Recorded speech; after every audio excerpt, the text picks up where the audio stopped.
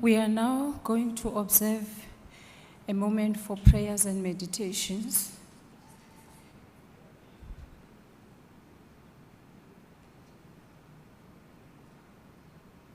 Thank you, honorable members. We may be seated.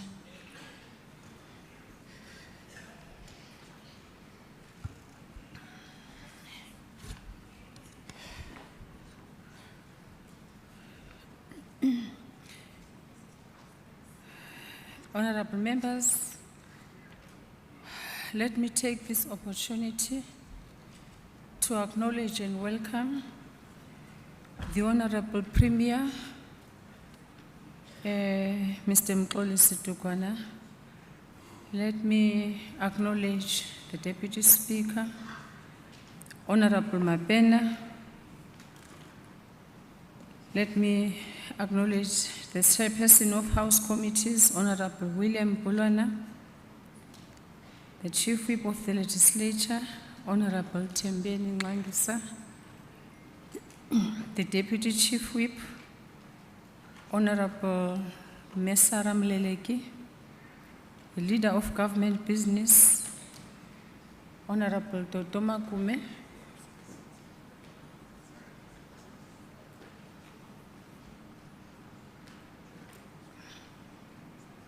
members of the Free State Legislature, members of the NCOP, our permanent delegates present. I know Mayor Lydia Mshodi is amongst us. The Executive Mayor of Kharib District, Mayor Mehlomakulu, the Mayor of Mohokari Local Municipality, Mayor Zingisam Gauli, traditional leaders here with present, leaders of local government and SALGA,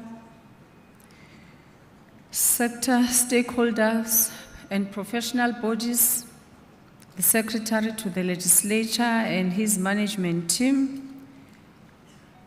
heads of Chapter 9 and 10 institutions, business leaders, civil society organizations, members of faith-based organizations, media houses present and digitally covering our proceedings, people of the Free State present here, dumelang kaofela, baeti ba hlomphehang. Honorable members, we move to motions in terms of Rule 58 to 60. We now proceed to motions, and the Secretary shall read motion 1.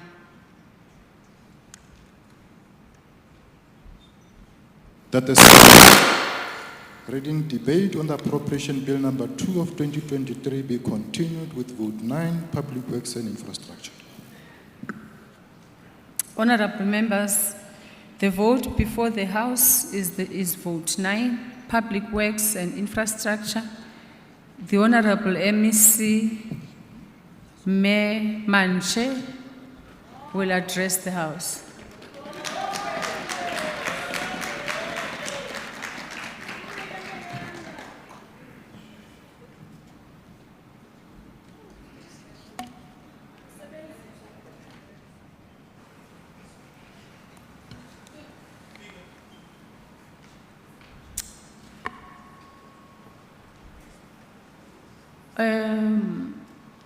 Chief Whip, let me note you so that you can say whatever you are saying loud.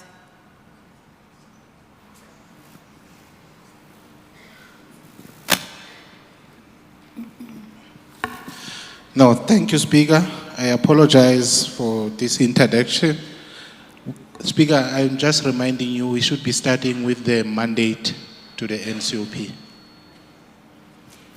I haven't forgotten that, Chief Whip, and thank you for raising that. I've been made aware that there is a technicality in that regard. We cannot proceed with the final voting mandate without the report. The chairperson of the committee must present the report first, not unless he has it with him, because then it means they misled me, because they told me the report is not ready. Is the report ready? Honorable MEC Manche, please pardon me.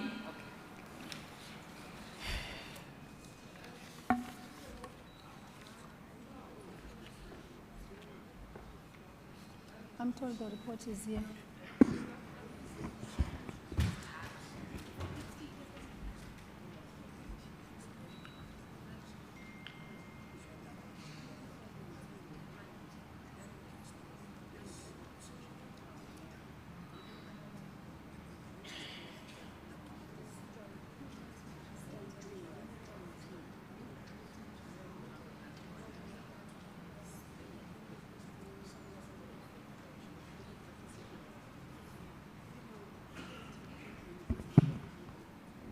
Okay, now the secretary shall read the motion.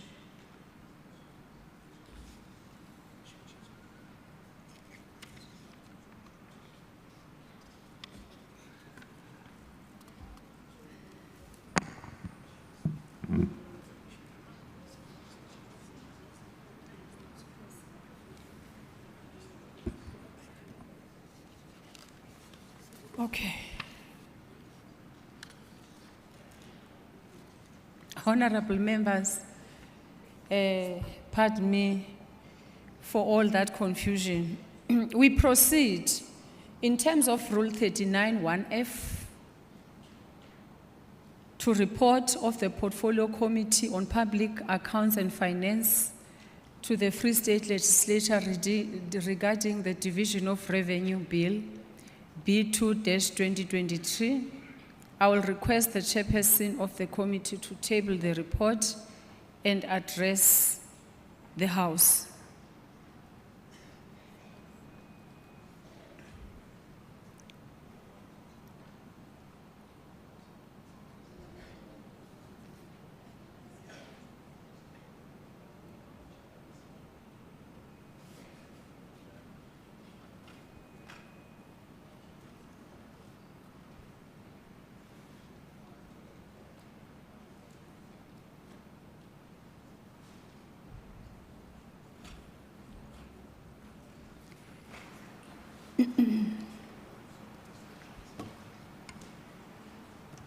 Honorable members, the Honorable Chairperson requests permission to table the report. Any discussion? Any objection? The Honorable Chairperson may table the report.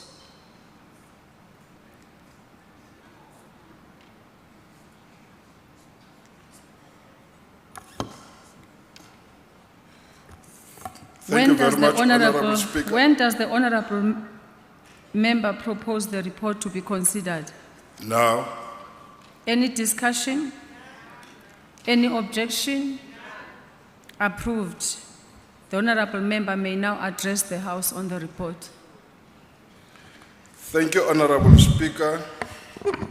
Please allow me to address the House on the Division of Revenue Bill B2-2023. On the 19th of April 2023, the NCOP Permanent Delegate Honorable M.S. Muletsani, National Treasury and Financial Fiscal Commission, briefed the Portfolio Committee regarding the content of the bill. After deliberations and having noted the response as provided by the National Treasury, the committee conferred some of its concerns in the negotiating mandate and those that are advisedly affecting the province of the Free State. I will not highlight all of them, Honorable Speaker, but speak on 3 issues. The first one is on the MIG funding. The municipal infrastructure grant allocation should not be withheld or returned to National Treasury as it disadvantages the impoverished communities of provisional basic services like water, sanitation, roads, and makes it visually impossible to address or eradicate municipal infrastructural backlog. Number 2 is a provincial emergency housing grant. The committee is of the view that the fund should not be redirected to National Department of Human Settlement, but a provincial structure should instead be established jointly with the National Department, as the province is a better place to deal with service delivery needs. On the last one is a disaster management allocation. The allocation on this disaster management component of the entire province is insufficient and must be increased, as it is incapable to address natural disasters as when they occur. Thank you, Honorable Speaker. What does the honorable member propose? That is the report be tabled and adopted by the House. Any discussion? Any objection? Approved. The report of the Portfolio Committee on Public Accounts and Finances tabled is adopted. The Deputy Chairperson shall now take the chair. Deputy Speaker.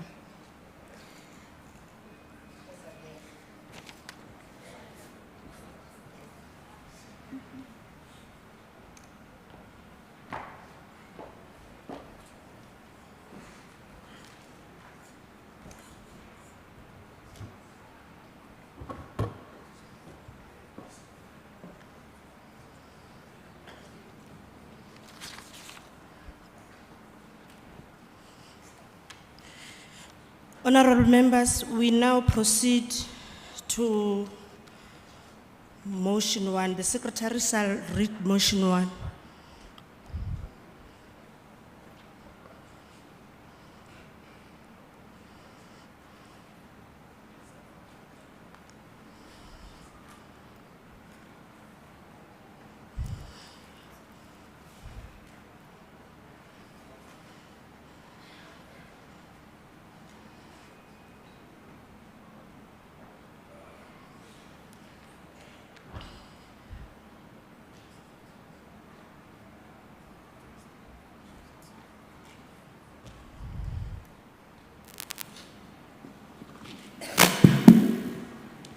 That leave be granted for the conferral of the final voting mandate on the Division of Revenue Bill number 2 of 2023. Honorable Speaker, Honorable Deputy Speaker, I move. any discussion? Any objection? Honorable Sifuba may now address the House on the final voting mandate on the Division of Revenue Bill B2 of 2023.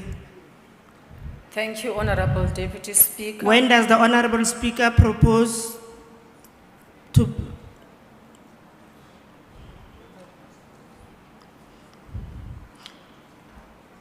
Honorable Speaker, may I address the House?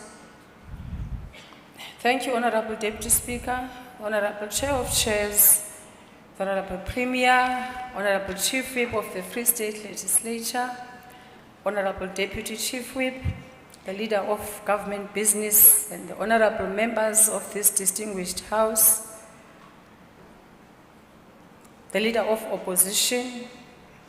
The House has adopted the report on the Division of Revenue Bill B2-2023 as proposed by the Portfolio Committee on Public Account and Finance. The purpose of this bill is to safeguard the efficient and effective allocation of revenue to all spheres of government. I wish to assure the House that the Portfolio Committee on Public Accounts and Finance, under the leadership of Honorable Bulwana, has complied with all processes related to the consideration of this bill.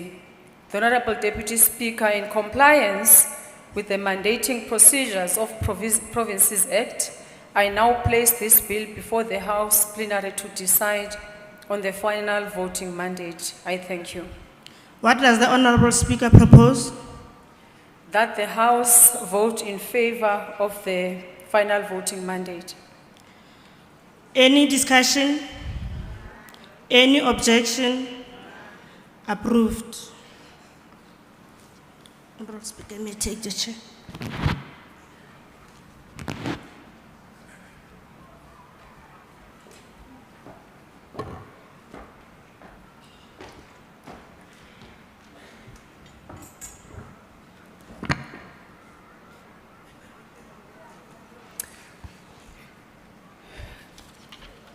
Honorable members,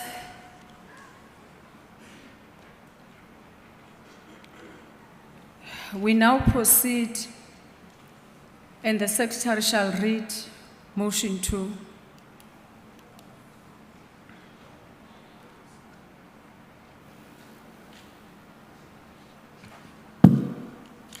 That the second reading debate on the appropriation bill number 2 of 2023 be continued with vote 9, public works and infrastructure. Honorable members, the vote before the House once more is vote 9, Public Works and Infrastructure. The Honorable MEC, Mayor Manche, may address the House.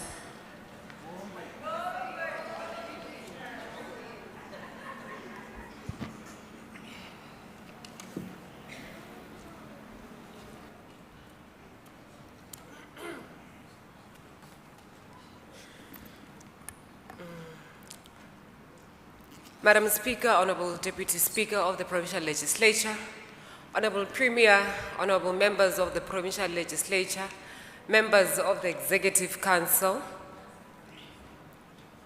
Executive mayors present, councillors present, leaders of my political party, the African National Congress, leaders of the opposition party, traditional leaders present, Director General, heads of department, senior managers and general staff, our invited business people, our strategic partners, distinguished guests, comrades, friends, Setjhaba sa Freistata ka kakaretso, ke a le dumedisa.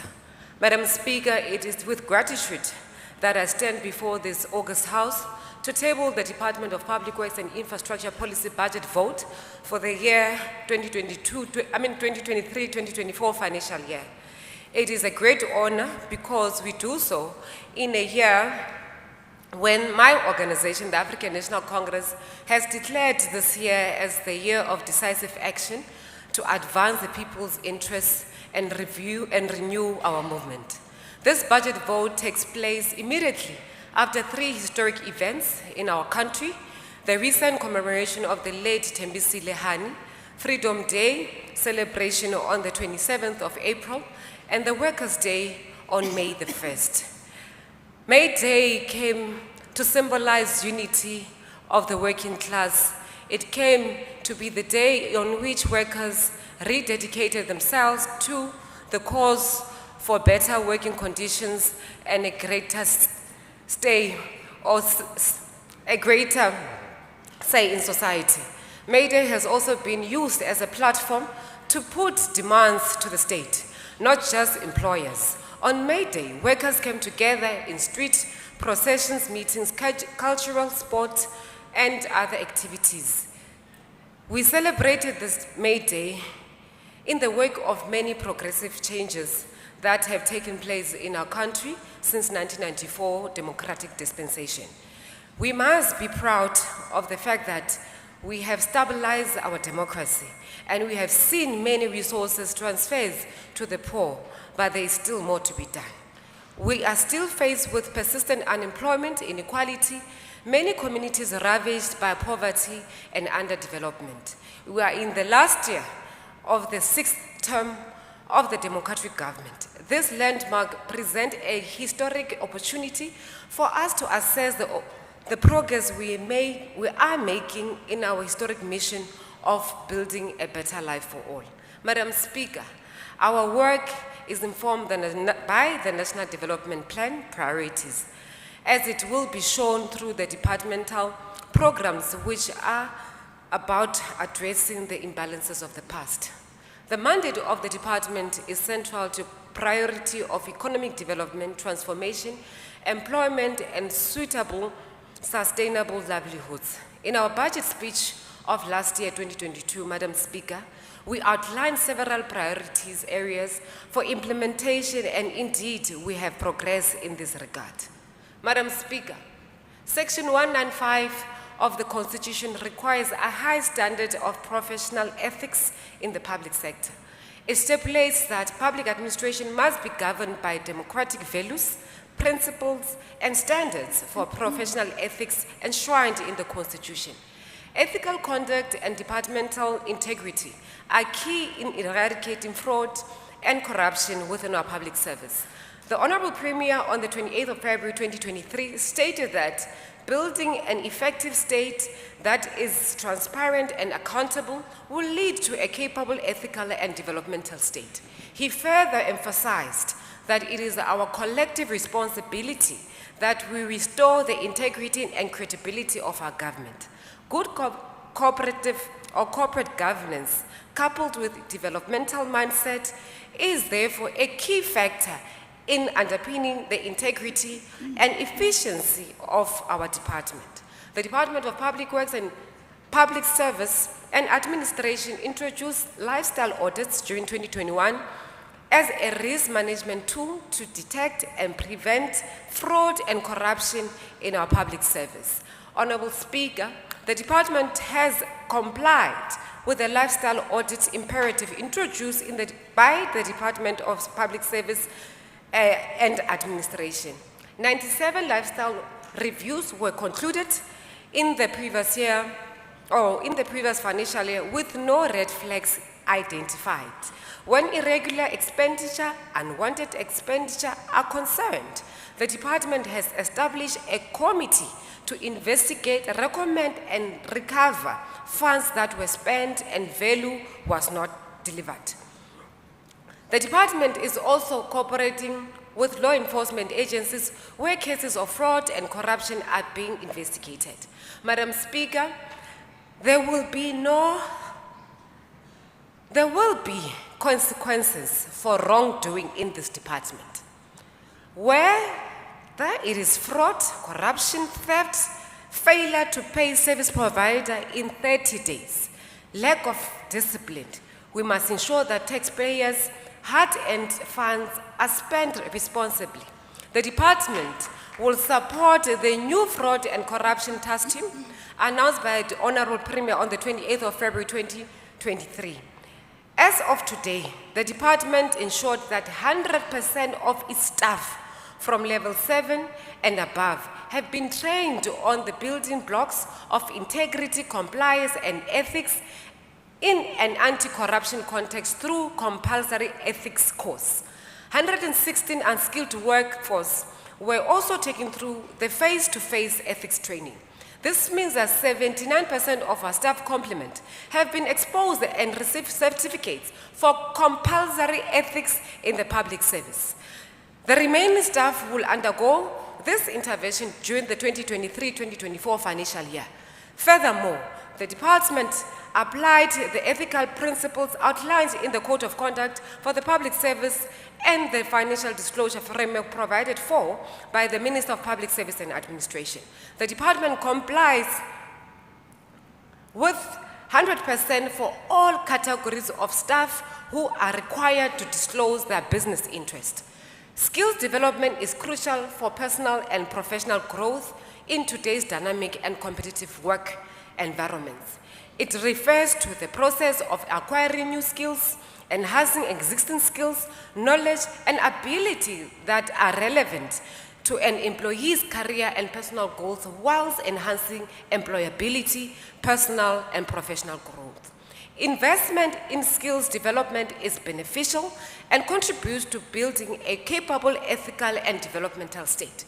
The department facilitated more than 108 different trainings, interventions during the 768 permanent employees were trained over a period of approximately 3,072 training days. During the budget vote of 2022-2023, the department delivered its commitment to fill critical funded posts. These critical posts that were filled included registered mechanical engineer, construction project manager, works inspector, as well as artisan foremen in welding, carpentry, plumbing, and painting were filled.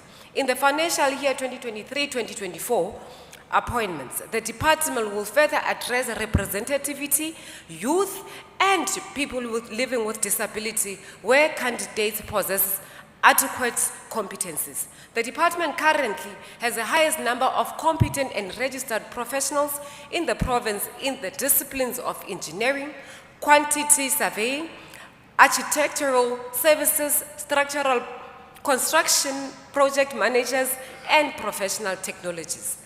This systematic internal capacity building is now yielding positive results because a number of new clinics are being designed internally. And as a result, an estimated saving of 64 million is recognized for not using consultants. These savings can be directed towards other critical health infrastructure needs of the province. In the past financial year, the department conducted skills audit in supply chain management environment and have invested 1 million on skills intervention during this period.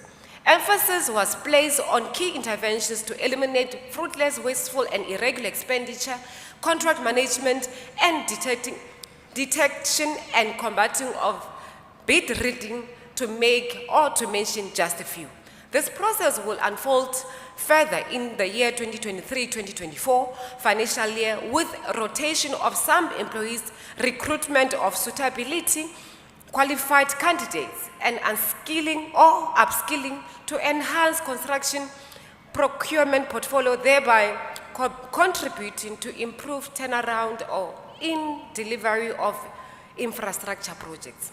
For the new financial year, our focus will be on performance skills audit to be taken up on works inspectors cadre for the department. Central to this is upskilling of this cadre. Honorable Jackelson, this cadre is not cadre development. It's cadre in a form of professionals within our government department. For this cadre,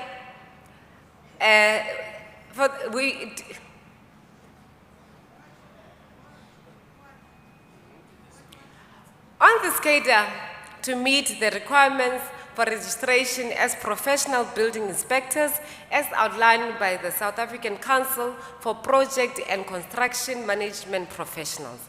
Skills development initiatives will be implemented to ensure that all security supervisors and managers meet required CIRA Grade A.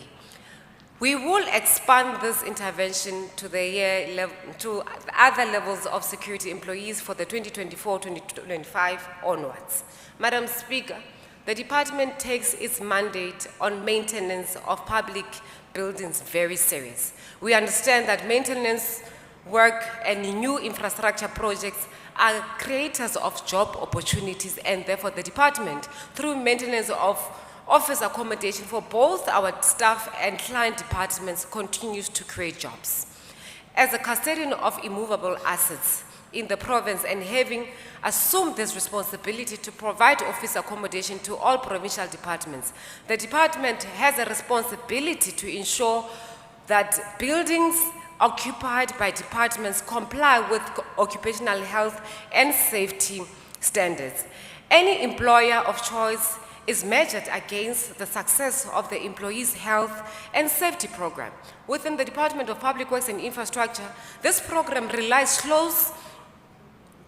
on close cooperation with management that seeks to achieve healthy and productive workforce. Occupational health and safety is central to a healthy workforce, client, customers, and service providers. During the past 12 months, the department trained 149 staff members on occupational health and safety, relating training such as first aid, firefighting, scaffolding, erection, and further supplemented its professional capacity and appointed a professional mechanical engineer who has experience in matters relating to fire.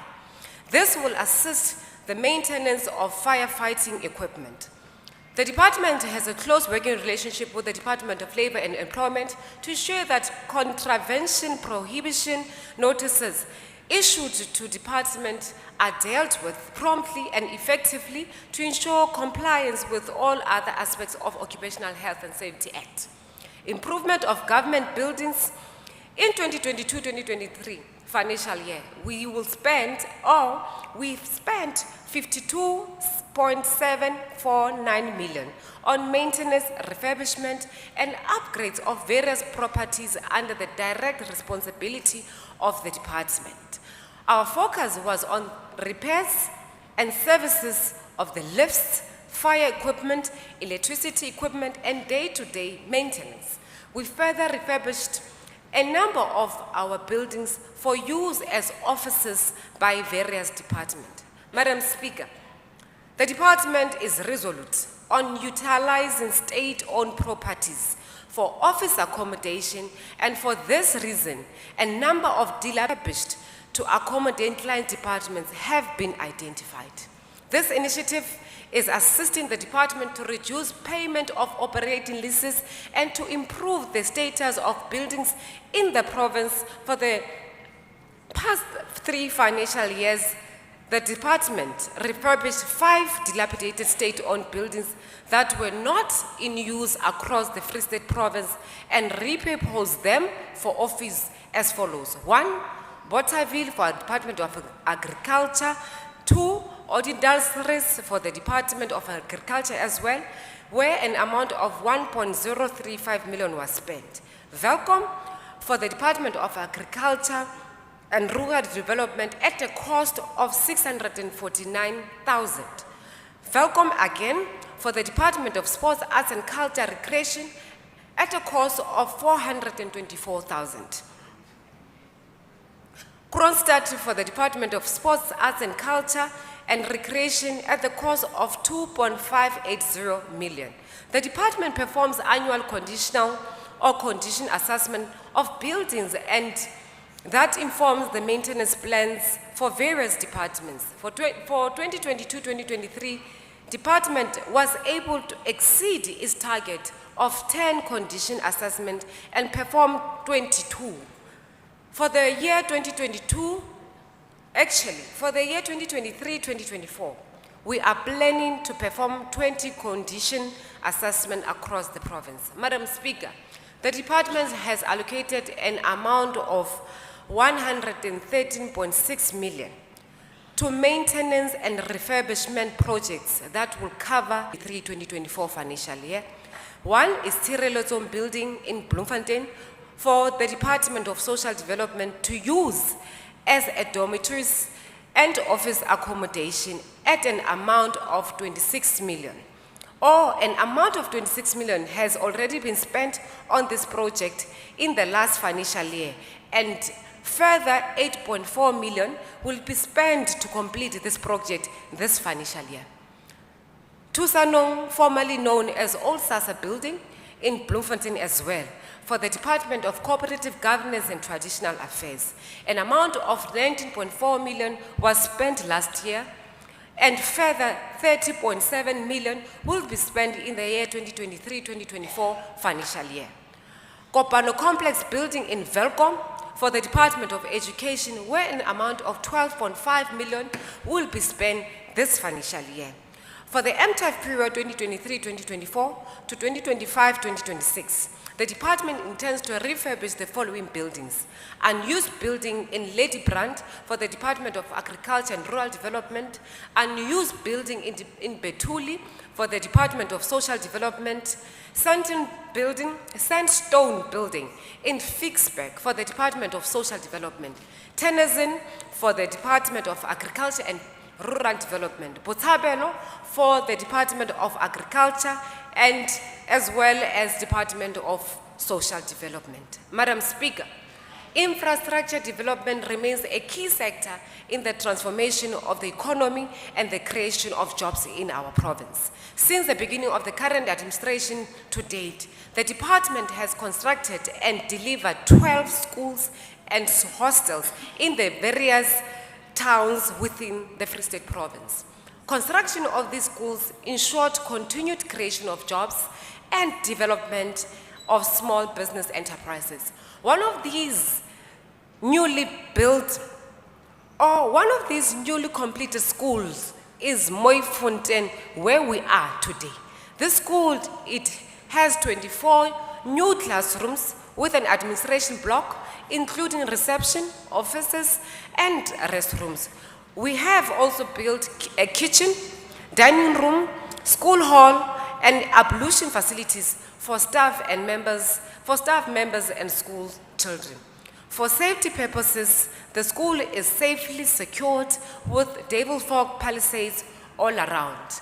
This school can accommodate approximately 960 learners. The department is continuing to implement projects that are valued at 15 million and more on behalf of client departments.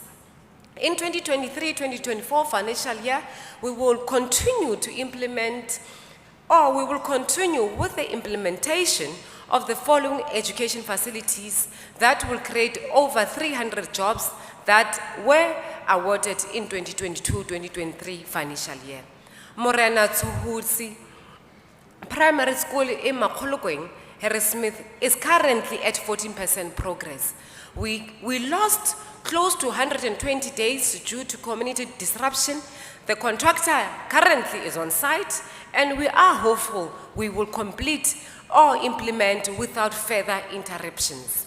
Tronsberg Special School and Hostel in Tronsberg have just started and are currently at 6% progress respectively. Frank Balik Primary School in Paris is progressing well and is currently at 18% progress. Oranje Krach School Hostel in Garibdam is progressing well as well, and progress is at 24%. Buitumelo Special School in Tabanchu is running behind schedule and is at 8% progress due to the rains and negative effects that has affected construction. It is expected that a total of 576 million will be spent in the implementation of the mentioned schools infrastructure, and 144 million, that translates to 25%, will be subcontracted to small, medium enterprises and local entrepreneurs. Madam Speaker, we will complete the construction of Tshehetso School in Bothaville, where progress is currently at 73%. Dr. Sillo in Fuljohnskroon, where progress is at 95%. Breda School Hostel in Forrisburg, which is at 64%, and Liboning School Hostel is at 94% in this financial year. We acknowledge that these projects suffered delays due to factors such as inclement weather, lack of water supply, community interruptions, and the capacity of the contractors. We are also pleased with the progress made by the new contractor appointed for the construction of Katleho Mpumelelo School in Sasolburg after the termination of the initial contractor due to poor performance. Progress on site is currently at 85%, and the school will also be completed during the 2023-2024 calendar year. We also complied with the community request to fast track and make available some of the classroom for grade 12 learners in this month to create a better learning environment. Madam Speaker, our education infrastructure projects are progressing well, although there are inherent project management challenges with few of projects as outlined. We call on communities to work with us in ensuring that projects are completed on time and are free of community disruption. Madam Speaker, I want to report that we have instituted a legal proceedings to cover 10.8 million from a contractor that was appointed for the construction of Mooifontein School in Bethlehem. The contractor was terminated due to poor performance, and we are at an advanced stage in appointing a new contractor to carry out with this project. The department is also implementing the infrastructure projects for the Department of Health in this financial year. The construction of Tandanani and Redders Park clinics in Velkom are currently underway and have registered a progress of 52% and 58% respectively, and have created 51 local labor jobs. The contractor will be appointed in this financial year for Diani clinic in Tabanchu. Planning for Lisedi Clinic in Harrismith, Harib Dam Clinic, Bopilong Clinic in Kronstadt, and Valrock in Brantford are at an advanced stage and will be finalized once approval is granted by the National Department of Health. The conditions of Bitumelo Hospital in Kronstadt are not favorable in advancing the services expected to be offered by health facilities. We have finalized the appointment of a contractor to carry out the necessary work to bring this facility to required standards. Approximately 120 million will be spent on this project, and a scope of work to be carried out includes repairs and additionals to existing H block, the kitchen administration block, mortuary and medical waste block. It is anticipated that over a period of 2 years, approximately 1,000 work opportunities will be created from various infrastructure projects implemented by the Department of Public Works and Infrastructure. Madam Speaker, the Department of Public Works and Infrastructure, as a custodian of provincially owned properties, has a mandate to maintain this property portfolio as it contributes towards the investment value and revenue potential of the department. The register currently has a total number of 4,896 immovable assets to the value of 11.6 billion. The asset register is used to drive the revenue enhancement in the department. The department has developed a revenue strategy that seeks to maximize returns on the use of government properties to generate income for the province. In implementing the strategy, the department has identified buildings that are being refurbished and leased out to partners such as SASA, universities, and private sector. The strategy also identifies vacant land that could be disposed through long-term leases, outright sale, and private-public partnerships in advancing economic development in the province. Madam Speaker, the department has overachieved on its target of generating revenue for the 2022-2023 financial year by 60%. The department was able to collect an amount of 75.295 million from various services, including leases, parking, and land sale arrangements with Central University of Technology.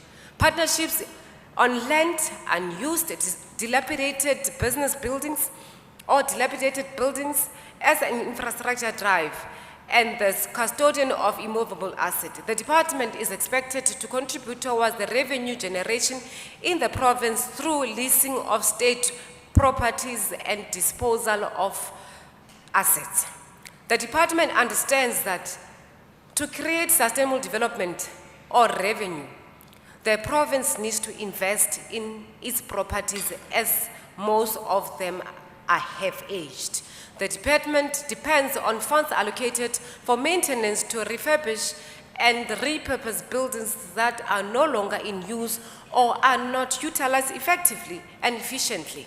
Given the constraints on the fiscus and in line with the implementation of the revenue enhancement strategy, the department is engaging the private sector and other government stakeholders to join hands and participate in the generation of ideas and funding solutions for the use of these unused assets. The department and the University of the Free State have identified unused buildings in Bulonomi Hospital for upgrade. The building will repurpose to provide sustainable auxiliary services for medical students. The university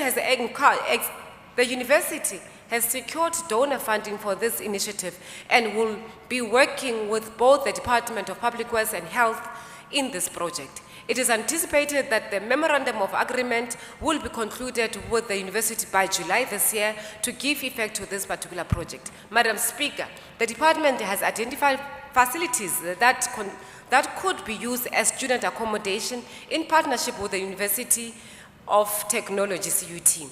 These buildings were utilized to accommodate nurses for the Department of Health, and they include Mankos Building in Belenomi Hospital, in Bloemfontein, and Kopano Building, previously known as the Old Kopano Nurses Home in Velkom. Due to lack of suitable student accommodation in Velkom, the Old Kopano Nurses Home was prioritized as a pilot for this initiative and will accommodate about 195 students. The facility is approximately 6,000 square meters and provides 180 single beds, room and 5 flats that can accommodate 10 students. A funding of 30 million has been secured for this project via the Department of Treasury to convert this building into a safe, sustainable environment for learning. These funds will be used to repair and to repurpose the buildings, put new lifts, air conditioning, install boilers for hot water, and improve security in the student complex. It is expected that the first intake of students will take place in 2024 academic year. There are employment businesses and employment benefits that will follow Machabeng community during and post-implementation. This includes appointment of local labor during construction and opportunities for cleaners, security guards, caterers, transportation for students to the university. Honorable Speaker, the Department of Public Works Infrastructure plays a critical role in promoting transformation in the property industry, which is by far dominated by previously disadvantaged or previously advantaged individuals. The department has paid amount of 310 million. Our focus will shift from value chain and beneficiation of youth, women, and other vulnerable groups. We are going to engage with our landlords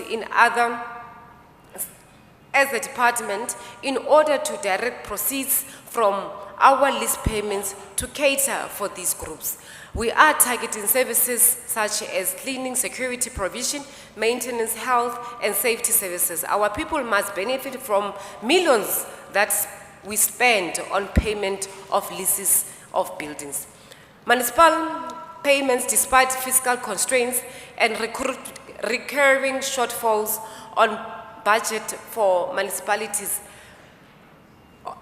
a total of 488 million has been paid to municipalities for municipal services, and 480 million has been paid for municipal property rates till the end of 2023 March.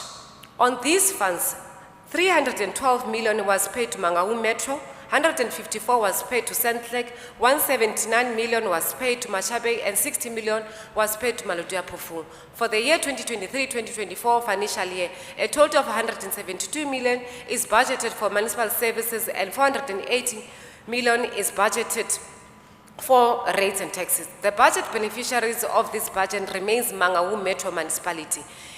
Even though the department is expecting or experiencing financial constraints towards payment of utilities, the following interventions are in place to ensure that debt owed by municipalities is paid.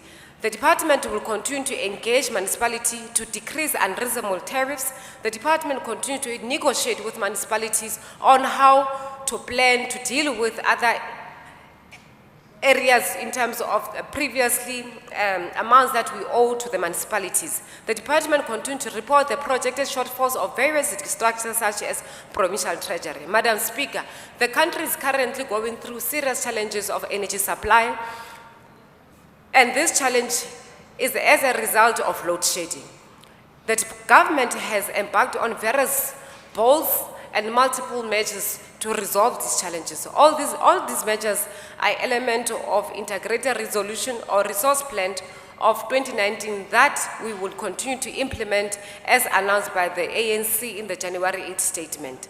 All interventions at our disposal, be it short, medium, or long term, will not be spared in order to immediately deal with or arrest the power challenges. On such interventions is the reduction of electricity consumption in government buildings. Free State Department or Free State Province participate in the Integrated Resource Efficiency Government Program that is meant to ensure that we deal with issues of load shedding. The program is aimed at introducing mechanisms to reduce consumption of electricity and water in government buildings. One of the key deliverables in this program is a facility to facilitate private sector partnerships to install solar PV and other energy facilities or efficiency initiatives in hospital, clinics, and other facilities. This year, we have prioritized the following buildings: Public Works Infrastructure Offices in Hamilton, Kopano Complex in Velcom, Qwaqwa, buildings that are currently used by the Department of Public Works, as well as those government buildings in Kronstadt. The department is concerned about the increasing incidents of theft and vandalism of public infrastructure. During the 2022-2023, number of theft and vandalism cases were reported in our health institutions, schools, traffic centers, and offices. In some instances, it has been established that government officials are involved and necessary disciplinary processes are timelessly undertaken for those involved. Honorable Speaker, the department will prioritize Kopano Complex in Velcom and MPL Village to secure upgrades in 2023-2024 financial year. We will be working with the Department of Health and the provincial legislature to improve security measures in their facilities. Madam Speaker, the objective of EPWP Phase 4 is to provide work opportunities and income support for poor and unemployed people through labor-intensive delivery of public and community assets and services, thereby contributing towards elimination of poverty, reduction of inequality, and creation of employment. The department prioritizes the inclusion of youth, women, and people with disability whilst responding to EPWP calls of income relief to the impoverished communities. Various interventions are budgeted for by the department to alleviate poverty and reduce unemployment. Those include Cash for Waste, Community Works Program, Cleaning, Greening, National Youth Service Program, and Skills Training Program. The department prides itself in leading by example while coordinating the EPWP across the spheres. That's why we are wearing this particular uniform today, to make sure that we celebrate with our EPWP participants. During the 2023 financial year, the department was able to create 2.696 work opportunities against a target of 2.6 by the end of Q4. The department, or out of those work opportunities achieved by the department, vulnerable groups benefited as follows: women 1.5, youth 1.1, and people with disability 1.3. The department spent about 37 million in these EPWP programs in the previous financial year. Furthermore, the department successfully coordinated the creation of 51,081 job opportunities against a target of 50,000 for all three spheres of government, which included local, provincial, and local spheres, Madam Speaker. Speaker, out of these numbers, women were 37,000, youth 18,000, people living with disability 405. Our plans in 2023-2024 financial year is to ensure that the department commits the 37.8 million for the implementation of public employment initiative, which will support communities on the ground to accelerate job creation for unemployed, particularly youth and women. We commit to create 2,000 work opportunities for the year 2023-2024. We are on course in recruiting 1.511 participants to add to the 489 participants that are carried over from the previous financial year. Honorable Speaker, NYS is a special presidential program aimed at addressing youth unemployment. We are currently having 295 young people that are already participating in this particular program. We are going to augment this number by recruiting further 190 young people in Jagersfontein, Smithfield, Ruvel, Lukov, Harrismith, as well as Edinburgh. The department will recruit 85 young people that will be placed in different spaces. In furthering efforts of empowering unemployed youth, the department will ensure that EPWP, together with other department partners, we build relations with SETAs, particularly construction SETA, as well as a local government SETA, as well as a mayor SETA. Honorable Chairperson, Honorable Speaker, the objective of this collaboration is to ensure that we expand department's role in ensuring that we create jobs for our people within the province. To this effect, Madam Speaker, the department will target 500 unemployed youth across the province to access such opportunities. Other areas of EPWP, as per our mandate, will ensure that unemployed people who participate in the programs are expected to exit and have exit opportunity beyond EPWP participation. The department intends to intensify enterprise development component in partnership with external stakeholders. The department, together with EPWP participants, will fund opportunities beyond temporary employment such as entrepreneurship, cooperative, or entrepreneurship cooperatives, as well as to establish community-based development programs. Honorable Speaker, as we conclude,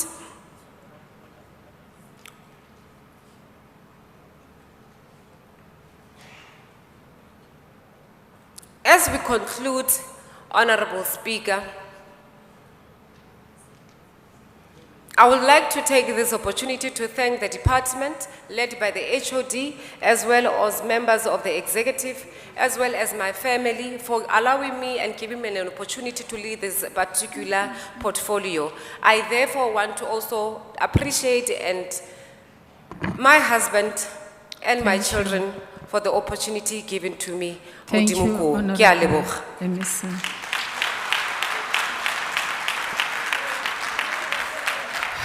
The Honorable Chairperson of the committee, Ma'am Uleleki, may address the House.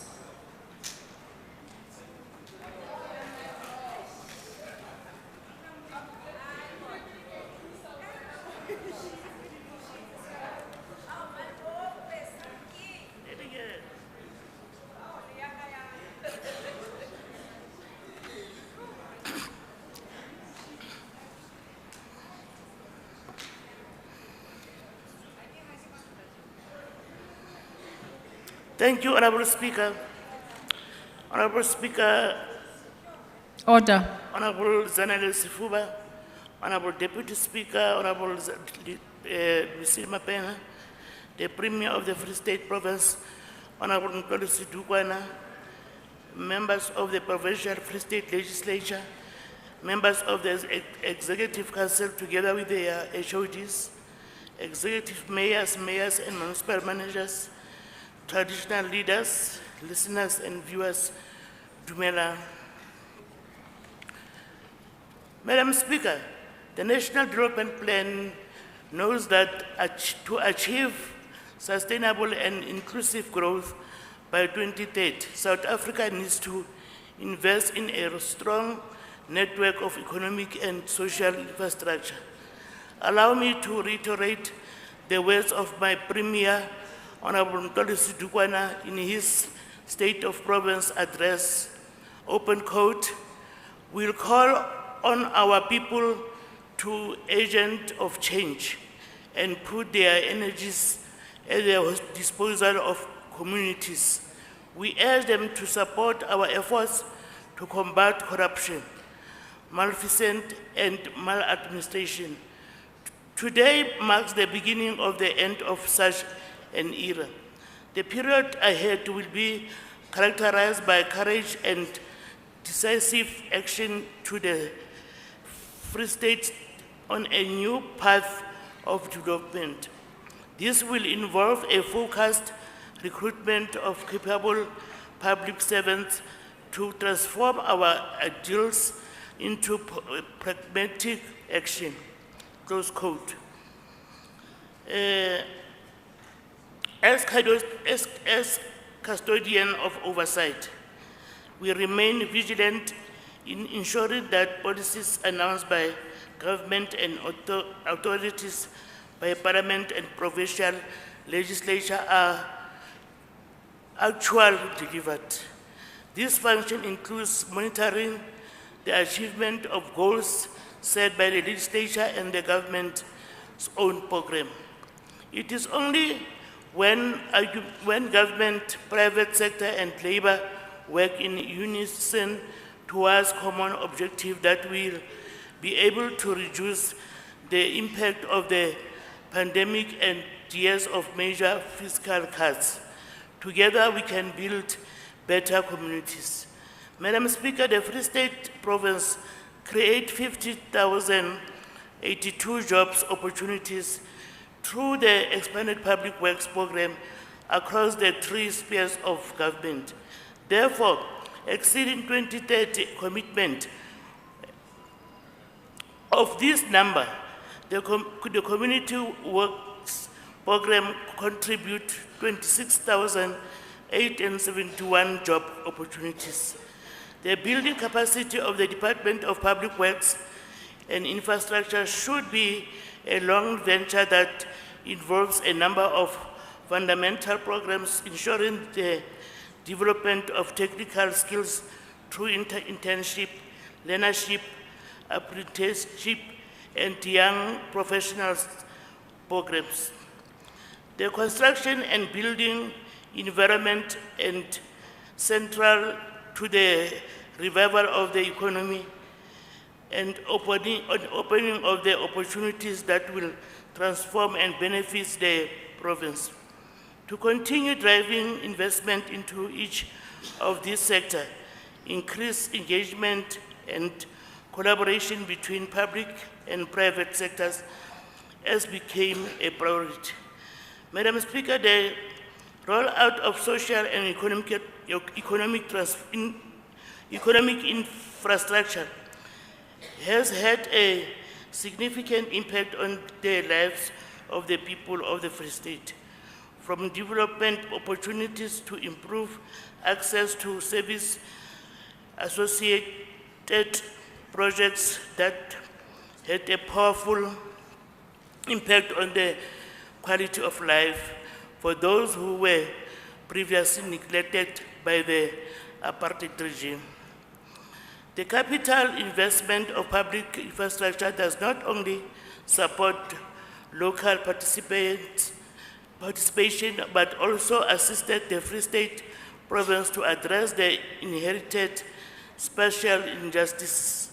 Now there are more schools, grade R facilities, clinics, libraries, and other public buildings than prior to 1994. Apart from the national intervention, several structures reform are being undertaken to ensure long-term policy stability within the province. In the main, these seek to ensure that strategic planning issues, cost estimates, risk and related matters are given adequate consideration before allocating funding to a project. The political and social changes had an impact on how we do business, which affects the speed at which infrastructure projects were delivered across the country. Such external factors meant that we had to find ways to weather the economic storms of maximized delivery with limited resources. The focus, therefore, tend to strengthening the internal controls. Honorable Speaker, the risk of fraud, corruption, and other indiscretion in the public procurement processes is intrinsic in all departments and remains susceptible to risk and comprehensive existing legislation, regulations, policies, and strategies. Continuously awareness in this required in order to alleviate and manage the possibility of fraud, corruption, and other irregularities in the procurement process. The new democratic government committed to fight corruption has been confirmed in a number of ways by inter alia the introduction and implementation of a number of programs, agencies, and by developing one of the most groundbreaking and sophisticated legislative framework which are explained in Chapter 3 for combating corruption in all the spheres of government.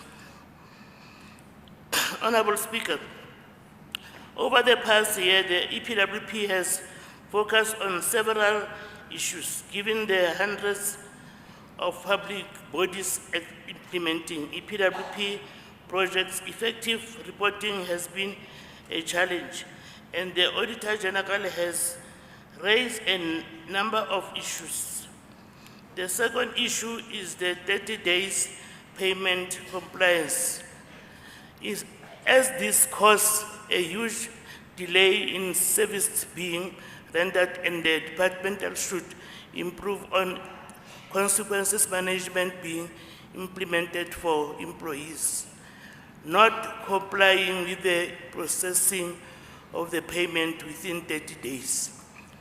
Our efforts should contribute to improving livelihood of our people.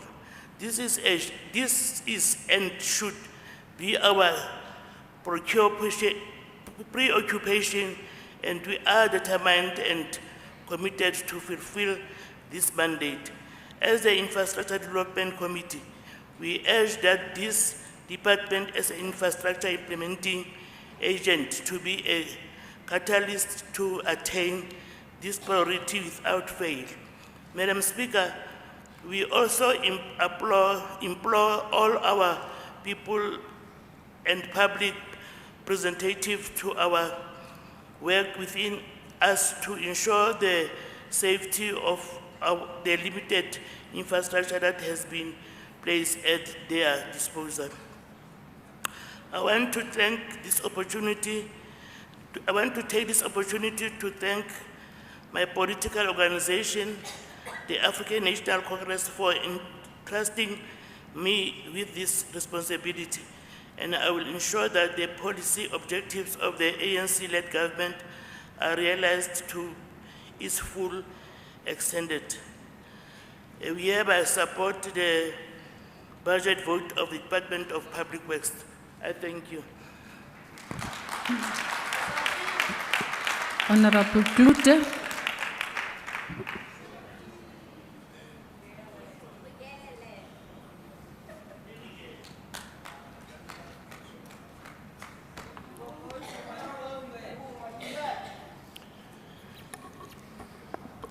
Speaker, I also have got a quote. It sounds like this: we all know government does not create jobs, because businesses create jobs. Who said this? No, it's not some capital economist. These words by President Ramaphosa during his SONA 2022 came as some surprise, considering that his party has a certain philosophy about this. Now, he even went on to say, and I quote, "The state must create an environment in which the private sector can invest and unleash the dynamism of our economy." Wow. But in practice, this is not what we are seeing in South Africa, and especially in the Free State. So we have 59 million rand to be spent on the extended public works program, which this government clearly views as an employment generator. But what the ANC should be asking, and maybe answering to the EPWP workers here, is it sustainable? The cost of employees in this province at 65% of the total budget is already an enormous headache for the province, whilst the province revenue generation and enhancement is under pressure. Yet we see levels of unemployment in the province. Of business of public works should be service delivery and not job creation. Public works and all of its workers are supposed to be delivering services to people because they pay taxes for it. Employment flow as a result of infrastructure, but it's not the main purpose. And that's why Our unemployment remains high in the province. Wages remain low, discipline among participants remain lacking, and the duration of training during EPW professionalize the program, it will remain a burden for taxpayers. On the topic of professionalization, provincial debt to municipalities remain a concern. We can't fight with municipalities about service delivery if municipalities are not paid on time by this department, and hope the MEC will be able to indicate what the outstanding debt to municipalities are. Now, during the end of the last month, we were also disturbed by the fire that ripped through the Free State Premier's house, and we heard, luckily, no one was injured, but Speaker, the public should be allowed to know what was in that house. To put it frankly, we want to know if more PNFs were stolen or not. Thank you very much. Honorable Tsiu.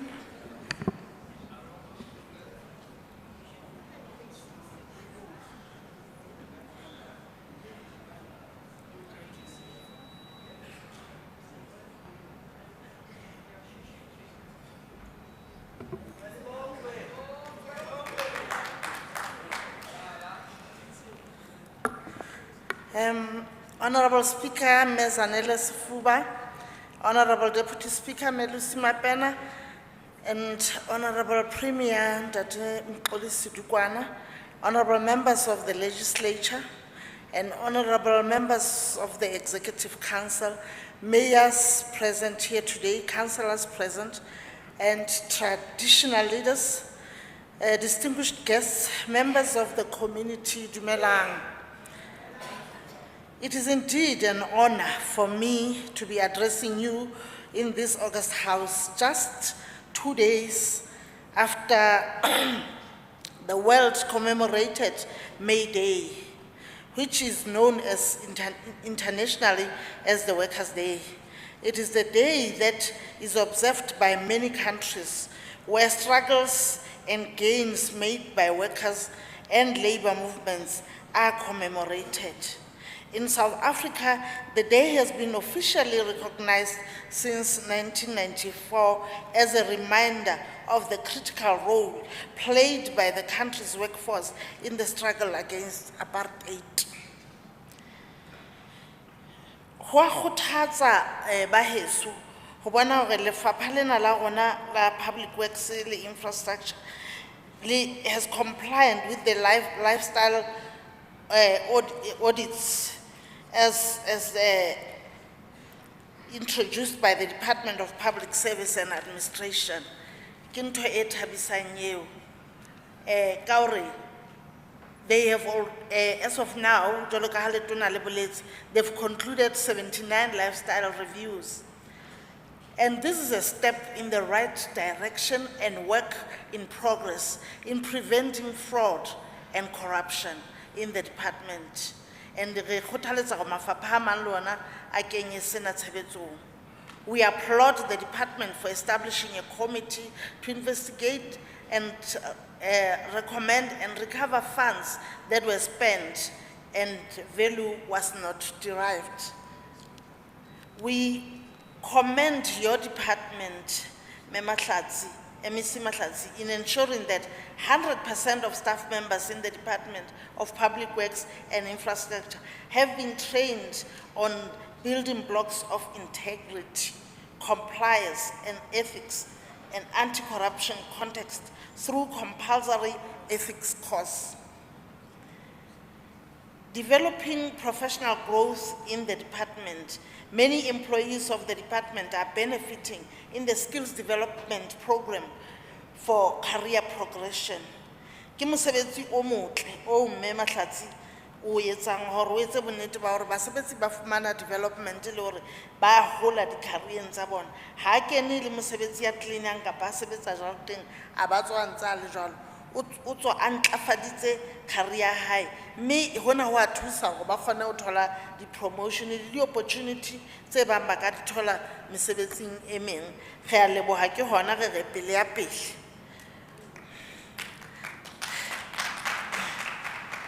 Department of Public Works and Infrastructure, as a custodian of infrastructure, has the highest number of competent and registered professionals in the province in disciplines such as engineering, quantity surveying, architectural services, construction project managers.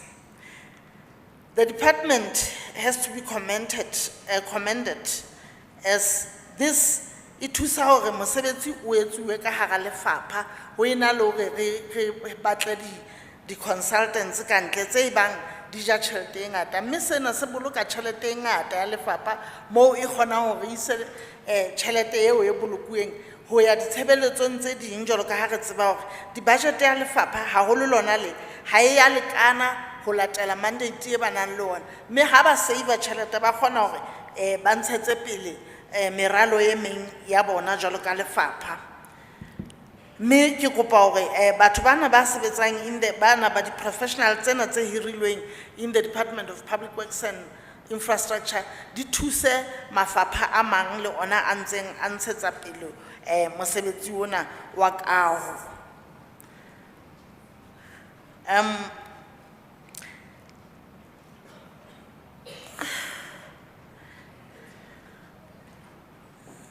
Haholo mo ke reng ba ka thusa teng ke lefapheng lane la bophelo mo re nang le bothata ba hore we inherited very small clinics which are not really built for the purpose to be used as clinics, like where we have clinics, MEC Health, that are using the old four-roomed houses. Some of those clinics are old and they are really not fit for purpose. So capacity ena eo lefapha la public works le building e ka thusa ho re etsetsa meralo ha re ya re lebane le hore re ntlafatse ditleliniki tse hore di tle di kgone ho sebeletsa setjhaba mme di be ditleliniki tse ntlafetseng. The commitment of the department to ensure that office accommodation for all departments will go a long way again in saving the money for the government. At the moment, government pays huge amounts of money on rentals for offices, and that majority of them are not even health and safety compliant. This we could attest to, as during the COVID-19, due to poor ventilation, basebeletsi ba mmuso ba bangata ba le ba tlameha ba ithole ba sebeletsa hae. Let us appreciate the fact that the department has started refurbishing dilapidated buildings that are government owned in the province, and there's a lot of them. This will also go a long way in providing office accommodation in the districts and save money. The MEC has spoken about the 5 buildings in the past 3 financial years. Well done, Public Works and Infrastructure. Continue doing the good work. It is encouraging to see that the department is planning to refurbish more buildings that are unused.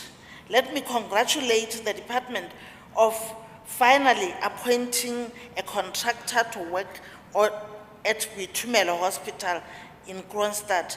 As we know that mosebetsi o nong o etsuwa mona contractor ha e ka ba ya etsa mosebetsi o hlwekileng mme re a leboha jwale hoba ke mona department e tlo kenella e tlise contractor e ntjha e tla ntlafatsa sepetlele se hore se kgone ho sebeletse setjhaba se fane ka ditshebeletso tse ntlafetseng. It's long overdue. The initiatives of poverty alleviation programs, while at the same time cleaning the environment and beautifying our parks by this department, is highly appreciated. Mosebetsi o mongata o tlamehang ho etswa ke lefapha lena la mesebetsi ya setjhaba le kaho jwalo ka ha re boletse hore ho na le di-building tse re reng di ngata tseo ba ka di lokisang mme ra iphumana re sebeletsa teng re le di-district le di-masepala tsa local mmoho le mmuso di-office di be haufinyana le moo batho ba dulang teng.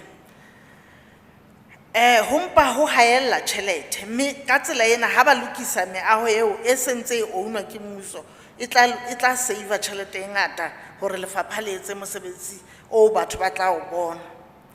Re tla hatleha ho phetha tseo di-budget tseo tsohle tse budgetetsweng ke lefapha hona jwale. Ka hona re ananela ditekanyetso tsena tse tekilweng ka boqhetseke ke Honorable Tibulelo Mahlatsi. Ga leboha. Honorable Nanyana.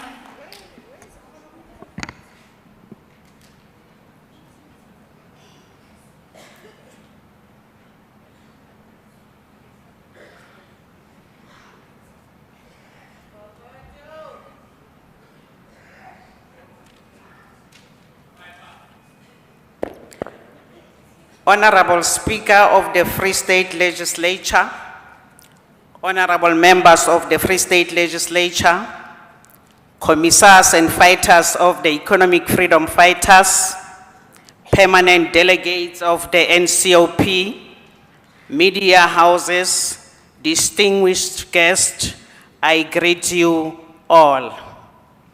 Honorable Speaker, according to the Chapter 2 of the Constitution as informed by the Freedom Charter, it is claimed that owning a house is a right, a constitutional right.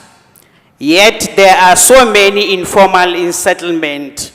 One dream that at least the government was going to commit to helping our people, because year in and year out, we sit in these budget votes and promises are made and taking responsibility becomes less and less as the provincial government constitutionally fail our people. Year in and year out, nothing has changed, yet our province keep getting worse. Honorable Speaker, who must honestly account about what is happening in our province, whence our money is always being allocated and not reaching our people in line with the promises and commitment you keep on making. Speaker, till what point are we going to shy away from the reality whilst people who are in power enriches themselves in every else? Our people who voted us in are getting poorer and poorer to juncture where most of our people are no longer participating in the mainstream economy. Furthermore, Speaker, for the service delivery to be achieved, one would have thought the issue of infrastructure and infrastructure maintenance would take center stage instead of rhetoric, notwithstanding COVID-19, as we now got out of the pandemic. A question then arises as to whether of the communities are going to get an improved infrastructure they need, or we are going to hearing excuses as this year budget votes as the same as other ones before, wrong and fixing, or looking at the way to fix what had gone wrong for the past 29 years. Honorable members, one would have thought that the evidence of the 8 townships that is in the previous budget board speech were set being developed, being provided, and also the expenditure had proof of money used would also provide it.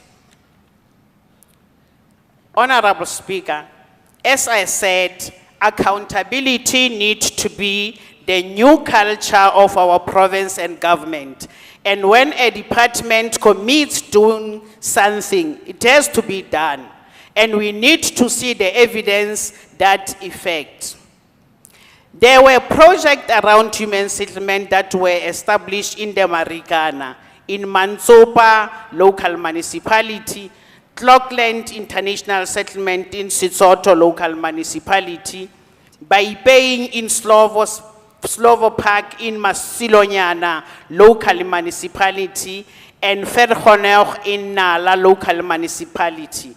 One wonders if those settlements are now fully equipped with the basic need like water, electricity, and drain system, not to mention houses, or we are still going to be blaming COVID-19 and or lack of money.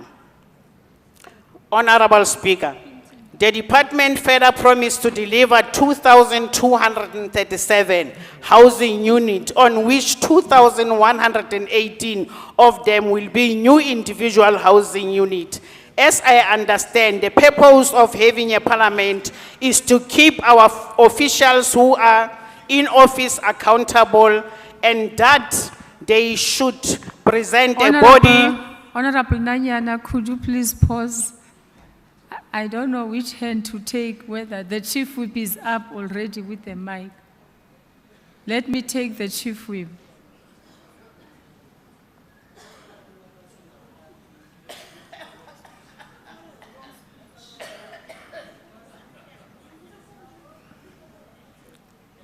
Can you pass another mic? You can have your water.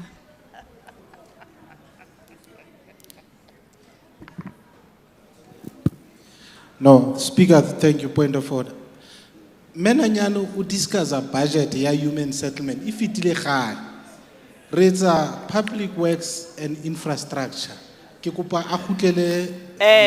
Madam Speaker, can you allow me to continue? Bana bajwa kin databon. No. Honorable Nanyan, the point of order is directed to the speaker or the presiding officer. Let me remind honorable members in the House as you debate that the budget votes are not general debates. You debate the budget that has been presented. They are not general debates. Proceed, Honorable Nanyan. Madam Speaker, can you please ask them not to disturb me because I want to finish here? But I also have the responsibility to entertain a point of order.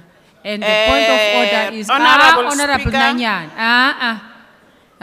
let me finish. The point of order is sustained in that the budget before the House right now is public works, not human settlement. Proceed, Honorable Nanyan.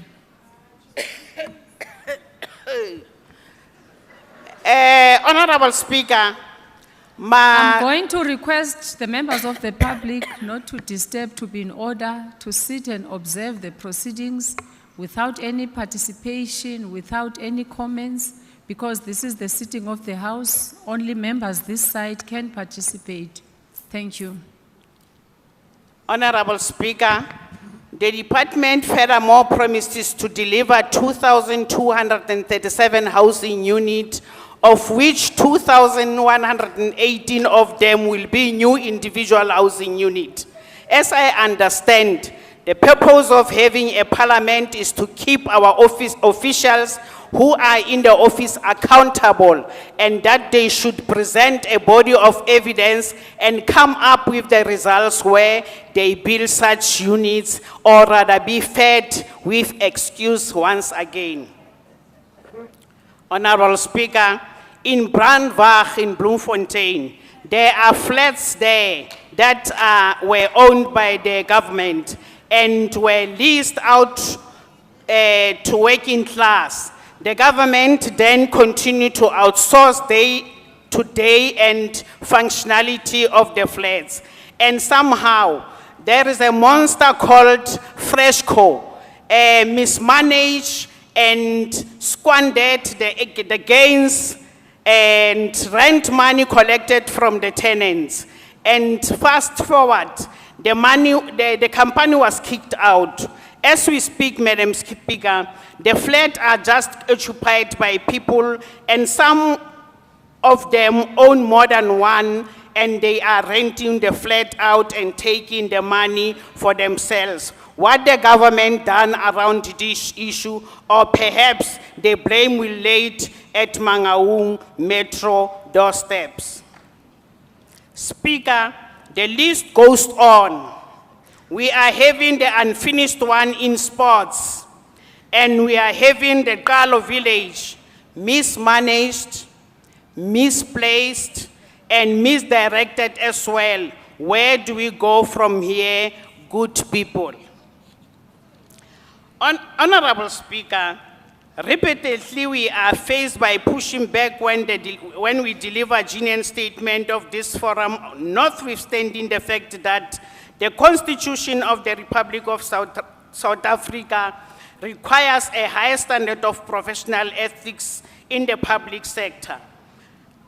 Public administration must be governed by the democratic values, principles, and standards for the professional ethics enshrined in the Constitution. Ethical conduct and department integrity are keys to eradicate fraud, corruption with the public service.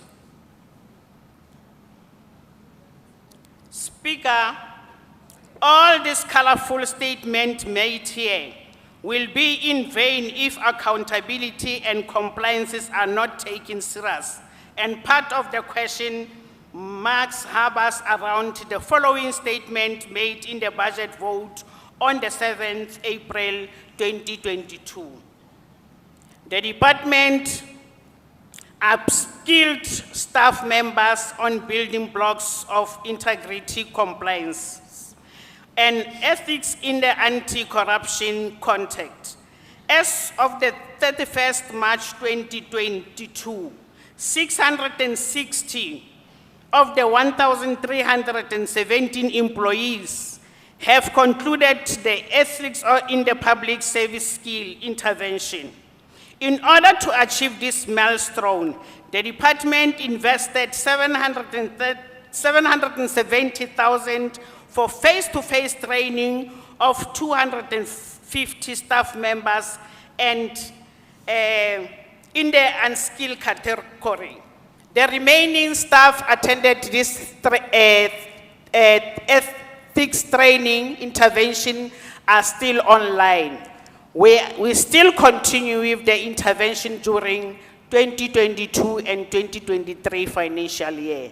How true is this statement?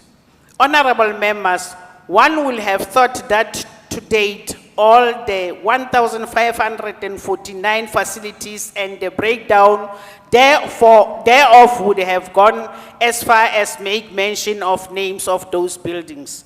Speaker, mention was made that around 28 million of the 2021 and 2022 was allocated to spend or planned maintenance of the government facilities. One would have thought that such accountability could have been presented in the black and white as to which of these facilities were maintained, when and by whom. There were immovable assets in the value of 11.4 billion in 2021 and in 2022 financial year.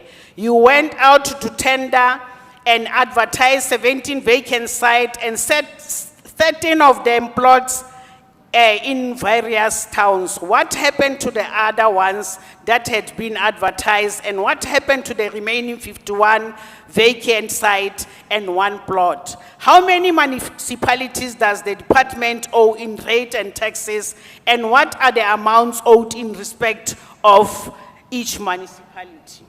Madam Speaker, mona waqaqa hore tjhelete ya jewa mona. And Madam Speaker, let me tell you in conclusion, re bona ekare di Hawks ntse di bapala. Di Hawks a di sa etsa mosebetsi wa tsona. Ha ile EFF yona e se le teng e tla tlo bontsha batho go tshwantse ba etse mosebetsi wa bona.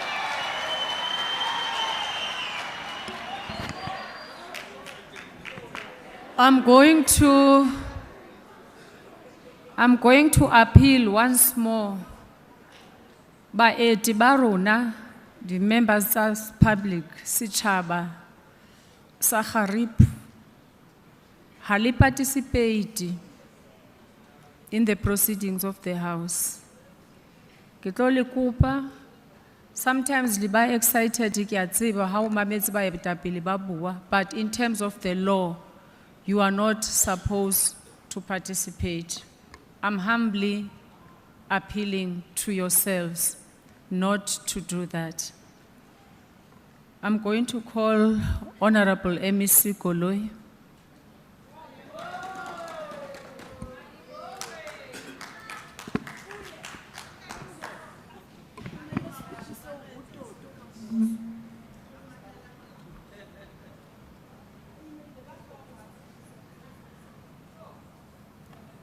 Thank you, Honorable Speaker, the Premier in absentia, members of the executive, members of the legislature, our permanent delegates to NCOP, the officials sitting kaofela ha rona maerena kaofela baeti ba rona kaofela setjhaba sa rona sa Freistata ke a le dumedisa. Speaker, ntle le ho senya nako ke batla ntumelle ke kene ditabeng ka puo ya heso ya Sesotho pele ke fetela pele. Ke tla qala mona na ka mme Honorable Nanyane hobane ke utlwile la setjhaba se opa matsoho ha mme Nanyane a hlalosa hore public works ho jwe ditjhelete. Maneng a hlalosa hore ho refurbishitswe di buildings mare the money was not accounted for. Ene ke mahlabisa dihlong hore re eme ka pela setjhaba ebe re tlo bolella setjhaba leshano. Ene setjhaba ha se tswa mona se tlo tswa ka leshano leo ha rona re ema mona ebe le hore ha re tlo correcta mashano a buweng mona. Ntumelle motsamaisi wa dipuisano ke hlalose hore for the past 3 years the Department of Public Works refurbished 5 dilapidated state-owned buildings that were not in use across the Free State Province and repurposed them for office use, and they are as follows. Botterville for the Department of Agriculture and Rural Development at the cost of 510,000. Odendalsres for the Department of Agriculture and Rural Development at the cost of 1.035 million. Velcom for the Department of Agriculture and Rural Development at the cost of 649,000. Velcom again for the Department of Sports, Arts, Culture and Recreation at the cost of 424,000. Kronstadt for the Department of Sports, Arts and Culture and Recreation at the cost of 2.58 million. And hono sa hlokahale le hore ke di bue monana hobane Nanyane o tseba hantle hore expenditure ya di department dife kapa dife hona le komite re bitsang ka hore ke PROPEC mo eleng hore mafapha kaofela a ona ditjhelete tse leng hore re di sebedisitse re ya moo ke ipotsa rona Nanyane hantlentle yena ha tsena kaofela di reportuwa o bantsa le kae. Maswabisa dihlong a fetelletseng ke ha Nanyane a tla monana ho bontsha go tlile ka di emotions a fihla a tlo thetsa setjhaba mme dipolelo mahlatsi a bua ka public works a ba tlo tlama mme dipolelo mahlatsi ka di flats tsa bo Brandwagen tse mme mahlatsi a sa di tsebeng mo a fihlang a bolela hore bo Brandwagen hostels di dutse di le dilapidated mme mahlatsi ke na kae hobane mme mahlatsi kwa public works mme mahlatsi a swa human settlement. Ntate Makume Toto Makume o teng monana jwale ke ne ke ipiletsa ho Nanyane hobane e sala qala ho fihlela a tla qetelong a ntsa o tla fela human settlement e bila ntsa offering bansa thetsa le setjhaba a tle ho MEC Toto Makume ke ipiletsa wena leadership ya ka o ko thuse Nanyane ka mona ha ke fetela pele Nanyane o buile tsena tse latelang ha tla ka pela setjhaba a bolela hore the responsibility is very less and money not reaching to our people. Ke tjhelete e feng e leng hore public works e sebedisitse e be le hore ha e fihle setjhabeng dikolo tse tsemme kolo tsena tseo e leng Honorable Chabalal. Order, honorable members. Honorable Nanyane. Honorable members, I'm not going to call a member twice. Any member. The second time I'm going to ask you to recuse us. I'm not going to call a member twice and say order. Proceed, Honorable Ke a leboha MEC. motsamaisi wa dipuisano. A ke re dintho tse ding ho thwe ke from known. Jwale ha o e batla. E re ke fetele pele, Honorable Speaker, ke tle ho Ntate Klute. Ntate Klute, tlohela ho thesa setjhaba. Ka hore EPWP ke mosebetsi. Ke maitseng EPWP ke mosebetsi. Ho thwe expanded public works program. Qetellong e re program. Ha ona mo e buileng ka employment. Wena ha o tla ka pele ka mona hore expanded public works program ke mosebetsi o e leng hore how sustainable. What is the intention and the purpose ya EPWP? E re go thuse Ntate Klute. Extended public works program ke program e leng hore e na le di skills ka hare ho yona eo e leng hore e tsamaya hape le Honorable National Nanyana, Youth be in Service. order, man. Ke a leboha Speaker ba ne rona re ne re sa mo sitisi ha na ntsa bua ke araba dintho se leng hore ba ntse ba thesa setjhaba ka tsona. Extended public works program ha se mosebetsi. Extended public works program ke program e leng hore e tlile ka African National Congress e leng hore ka hare ho yona re fa batjha ba rona di skills hore at the end of the day ka ha Honorable Klute, Honorable Speaker, o bolela ka hore ha ona service delivery kapo o re public works boikarabelo ba yona ke service delivery. Di clinic se public works ntse di aha se service delivery. Dikolo se public works ntse di aha ha se service delivery. Maintenance wa di building tse leng hore ke qeta le ho bua ka tsona hona jwale ke bua ka refurbishment le maintenance ha se service delivery na. Ntate Klute ska thetsa setjhaba. Municipal payments e Honorable Klute, Honorable Speaker, a buileng ka yona a bolela hore public works ha etse letho ka taba ya di ho patala ha bo masipala le teng hape Honorable Klute ha o bue nnete bo majoro ba teng mona ba ka ipaka despite the challenges setting sa budget ya public works. Public works inkile matsapa ohle a ho bona hore ka di municipal rates ba patala di masipala tsa rona haholo ebile sena senyane bothata bo teng ke ha o tloa ho di municipal services and masipala o ka sehloohong e leng hore sekoloto sa teng se hodimo haholo ke Mangaung mo e leng hore Mangaung public works e leka ka hohle hore e patale Mangaung ho di municipal services and how check up budget ya public works boholo ba tjhelete bo ya Mangaung hobane sekoloto sa public works sa di municipal services se seholo se Mangaung. Empa Speaker ntumelle ke hlalosetse setjhaba hore public works e re motlotlo ka yona mme di bolelo ka lefapha la hao hobane the current account public works e patala and e patala di account se pedi the current account le di areas jwale ha ho thwe public works ha etse mosebetsi ho di masipala ka ditshebeletso tsa teng ho di patala eo ha se nnete Honorable Klute. E re ke theoletse lefapha lena la public works tlasa botsamaisi ba mme Dibolelo ke re mme Dibolelo o ske ba wa lusa focus le HOD ya hao le di officials tsa tsa public works re bona tshebetso e ntle e le etsang nka etsa mohlala hona jwale tjena Honorable Speaker lefapha lena la public works le appointile di engineers ha ba se sebedisa di consultants ba pilotile ka tse ding tsa di clinic hore di designs tsa ka hara tsa di clinic se tlo ahua ba iketsetsa tsona ka di officials tsa bona se leng hore they are competent, they are qualified. Nakong ya fetileng ho no to public works di basebeletsi ba teng ha ba ruteya ha ba na di qualifications. Empa poso ko rona why are they able to can design the structures tse leng ba tlameile ba di ahe e le hore ha ba ruteya ha ba kena sekolo re a leboha ka mosebetsi o motle hore ebile le savile tjhelete ka hore le iketsetse mosebetsi ona tsweng ke rata ho theoletsa lefapha Fontaine mo e leng hore sekolo sa teng le terminate le ra contract and re motlotlo hore letsatsing la ka jano la bua hore le tlo batla hore covera 10.8 million e leng hore e senyehile sekolong seo Ho bolela hore ha le a phutha matsoho jwalo ka mehla ho thwe bo rakonteraka ba tlohellwa fela.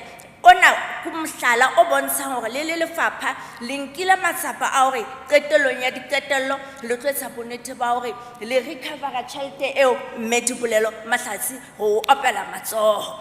Ha ke fetela pele motsamaisi wa dipuisano e re ke theoletse lefapha lenana la Public Works mo e leng hore qetellong ya diqetello re a bona hore ditleliniki tse leng hore ne le hloba boroko tse ne di sa ahui e leng Redders Park le Thandanani ko Velkom mo e leng hore qetellong ke mona re a bona hore le a di aha. Ke ipilesa ho mme Mathabo Leeto hobane the delay e ba mane national me Mathabo mo e leng hore lefapha la hao provinceng ha mo le Public Works le tlabe le dumellana ka hore le batla ho aha ditleliniki ebe phepetso e ba national mo e leng hore national at the end of the day ha ba tlameha ho fana ka di-approval ba senya nako. Re ipiletsa wena mme wa ka o sebetse le mme Dibolelo le fast track taba sa hore di-approval ha o tlo ahua ditleliniki re di fumane ka nako. Ha ke fetela pele hape ke rata hore maintenance wa di-buildings re ipiletsa wena hape mme Makhwini le Mathai re kopa hore o bue le national ban at the end of the day baahi ha ba bona di-police station maemo a teng a se hantle ba tla ho mme Dibolelo ba re di-police station maemo a teng ha kgotsofatse.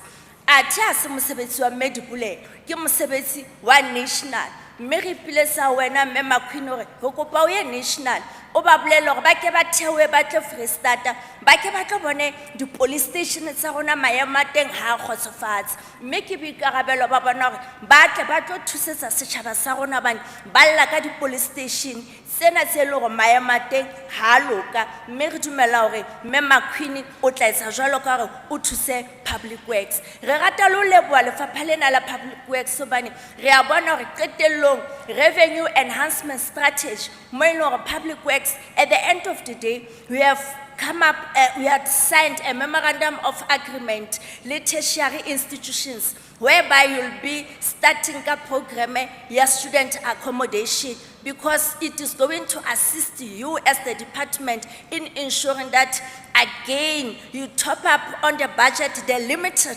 budget that you have in ensuring that you are paying municipal services because habana basikolo badi college ba patala accommodation ya bona.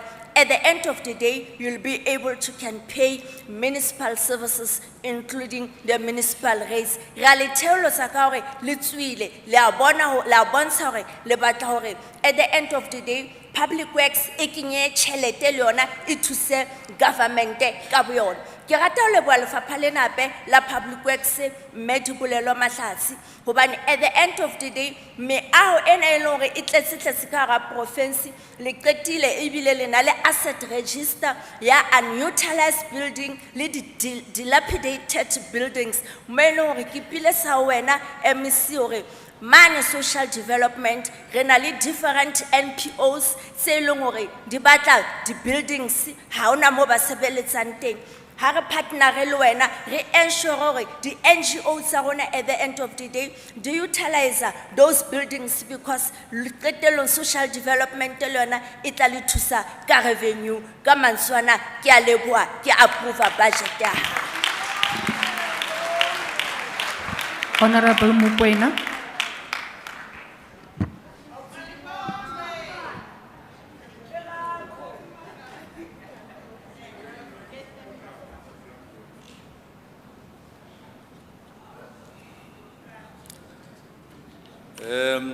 Thank you very much, Honorable Speaker, for the opportunity to engage on this particular budget. Honorable Speaker, this department has an agreement with the people of the Free State to provide leadership in provincial infrastructure planning and development. Institutions such as schools, hospitals, departmental offices, clinics, stadiums, resorts, libraries, and many others rely on this department to properly maintain their buildings so that they can provide service to the people of this province. The mandate is simple, Honorable Speaker, to serve as the custodian of all immovable assets belonging to the provincial government. But simple maintenance seems to be beyond the scope of this department's capability. Honorable Speaker, the task is not as complex. Plan, perform, and account. Those are the three things that we need in this department. Three things: plan, perform, and account. As I proceed with my speech, I only require of my audience to say, is this department doing the three things that are very critical? For the 2021-22 financial year, the Auditor General's report for this department was filled with material uncertainty and internal control deficiencies.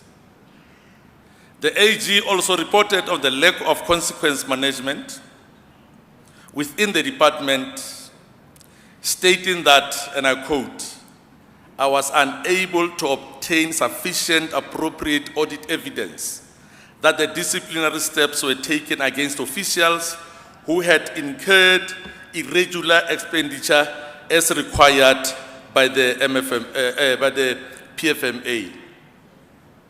This was because investigations into irregular expenditure were not performed." Unquote, close quote.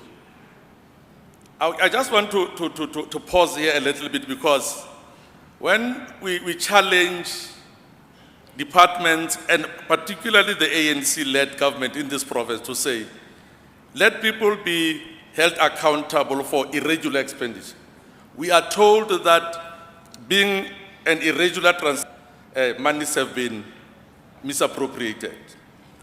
The law says, PFMA says, if there is an irregularity, investigate, get a finding, and ensure that whoever made a mistake is held accountable. The AG says here, none of that took place. Plan, execute, and account. Why is this? Perhaps because before asking for a vote in the next election, the MEC must first explain to the people of the Free State and the people sitting here today why their funds continue to be mismanaged without any consequences. And while she is busy with the explanation, Honorable Speaker, the MEC would like to provide this House with feedback on the Free State Sports and Science Institute. What has happened to the funds there? Like Ramkral, the funds are spent with absolute nothing to show for it. Immovable assets with key weight being assets. Assets that belong to the people of the Free State are meant to improve lives by providing them with state-of-the-art facilities that are meant to spearhead government service delivery in the province. Economic stimulation, jobs, safety and security, and the intangibles like the convenience that comes with receiving services in a building with proper lighting and working facilities.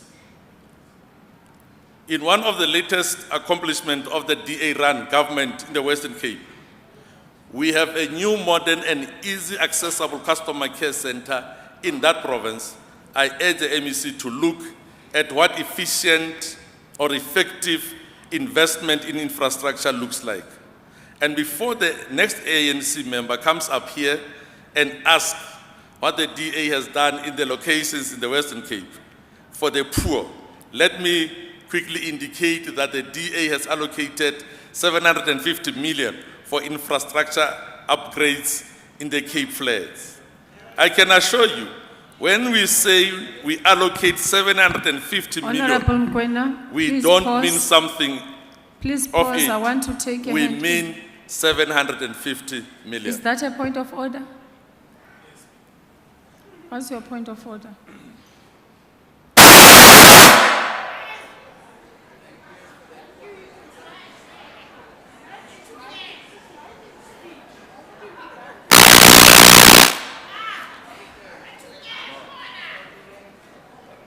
When?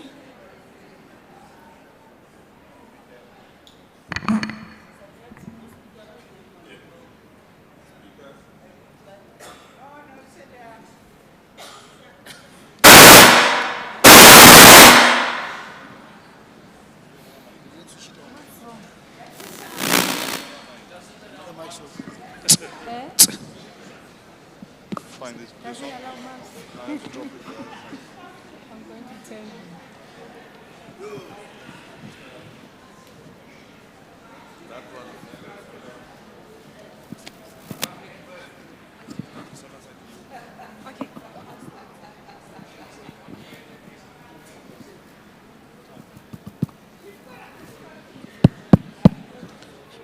Speaker, thank you.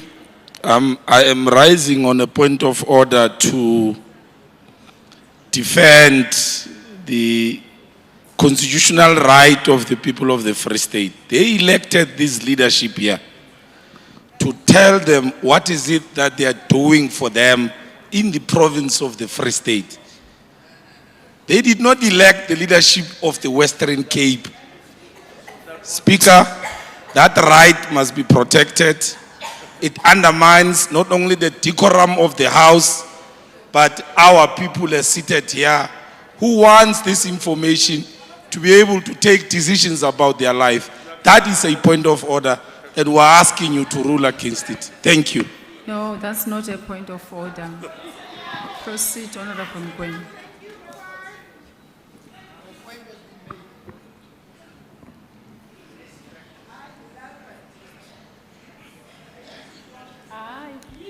Honorable Peter.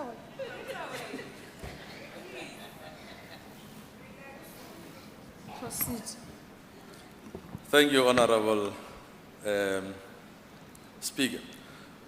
Honorable Speaker, the truth hurts. We have to compare services that our people get across the country.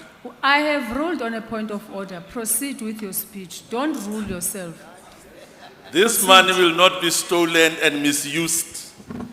It will benefit the local communities who are meant to benefit from it. The public protector is in the process of investigating allegations of maladministration, financial and procurement relating to the construction of the Mooifontein Primary School in Bethlehem. If you go to that particular site today, you don't see anything. Whatever was erected there has disappeared into thin air.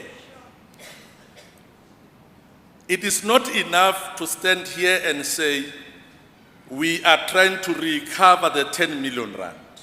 It is not enough. We must recover every cent that was spent on that particular site, and whoever is implicated into that, through you, Honorable Speaker, we request the Premier of the Free State, Ndate Dukwana, to ensure that they will face the ultimate wrath of the law. And I want to stand here and say thank you very much to the Democratic Alliance in the Free State for reporting this particular issue to the public protector so that it could be investigated. Honorable Speaker, how do ANC members continue to rally voters or votes and look in the face of the electorate after robbing a community of a school? The dilapidated remnants of that half-built school remain a sad reminder to the people of Mooifontein of the true ANC legacy in the province. children from that particular school, up to today, they cross dangerous roads to access schools in the neighboring areas, whilst a school was already being constructed. We cannot stand here and ribua fela hore empa ile hore ha re etse. We want action. The Lengau Center and the Free State Disaster Management Center has been placed under terms by the Department of Labor because their infrastructure is falling apart. That is not necessary if this department is up to scratch. It must not take the Department of Labor to come and say, this is not correct. If you don't correct, we are going to close down. If they know what their job is, they must do that. We demand explanations. Bethlehem Testing Center is in a state of despair. Hapula ena yanela. Ba sebetsa mo Bethlehem dipitikopo jolo ka re tlwaetse ho tsho. Ba be ba kwale mamati hobane ho anela. Ke utlwe re bua mona ka sepetlele sa Boitumelo. Ha o fitla Boitumelo hana jwale tje. Sepetlele seno Kroonstad man. Hona le boto e kgolo e ngotsweng e memono e reng ka hare ka mona ho a sejetswa. E eme hana jwale. E sa le ema le mo se fitileng. Mara re boleletswe he ka sheno hore ho qeta ho kgethwa kontraka e lo sebetsa moo. Katho eo e eme moo e kae? Mosebetsi wa yona e bile o fe? Honorable Speaker, in the 2021-22 financial year, the Auditor General reported irregular expenditure of 535 million, mainly due to payments made on expired lease contracts. Was this due to lack of planning, or was the money earmarked for someone it shouldn't have been going to? Mohuo wa ho lwantshwa bobodu re a utlwa. Seo re lakatsang ho se bona ke hore ba senyetsang setjhaba sa Free State ba apare di overall tse tshwanang le ena eo mme wa ka ya pereng plaga mona ba lebe tronko. That is what we want to see. This department has also entered into an agreement with the people of the Free State through EPWP, which is to implement programs and strategies that will lead to the development and empowerment of communities and as long as it capacitates our people. But for those people who are beneficiaries of this EPWP, for them to waste away under trees, for them to work with one shovel, 4 of them is not giving them skills. For them to be used as foot soldiers of the African National Congress, as and when they do door to door, as they did in Paul Ruwat 17, which the ANC lost, is not what the EPWP is used for.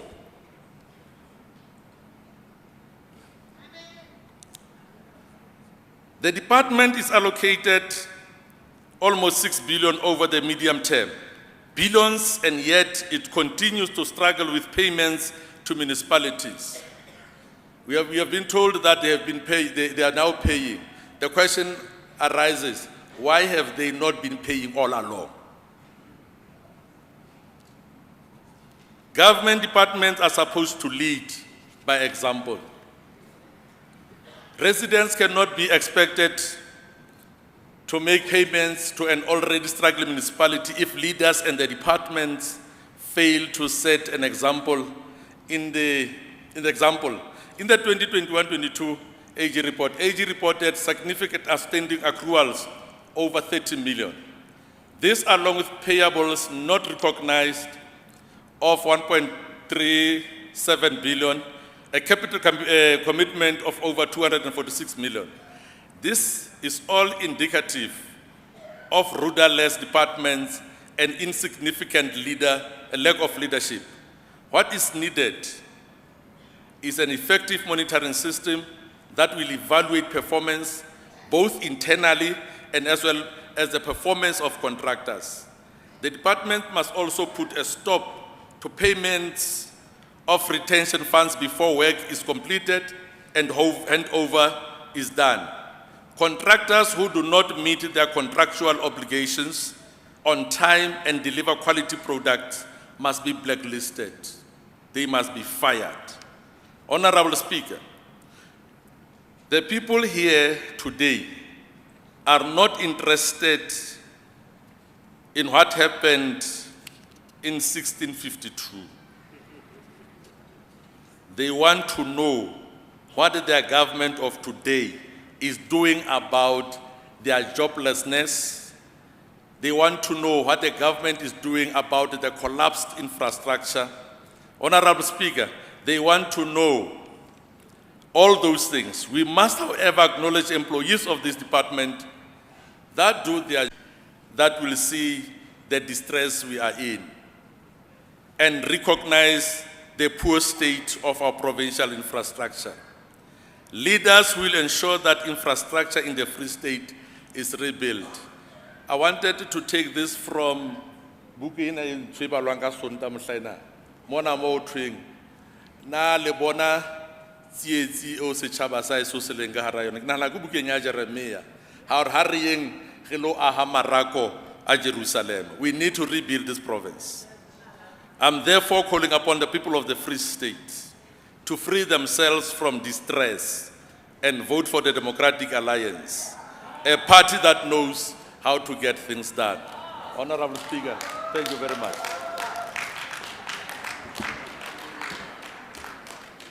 We are debating budgets. This is not a rally to canvass the votes. Stick to the budget. Honorable MEC Meko.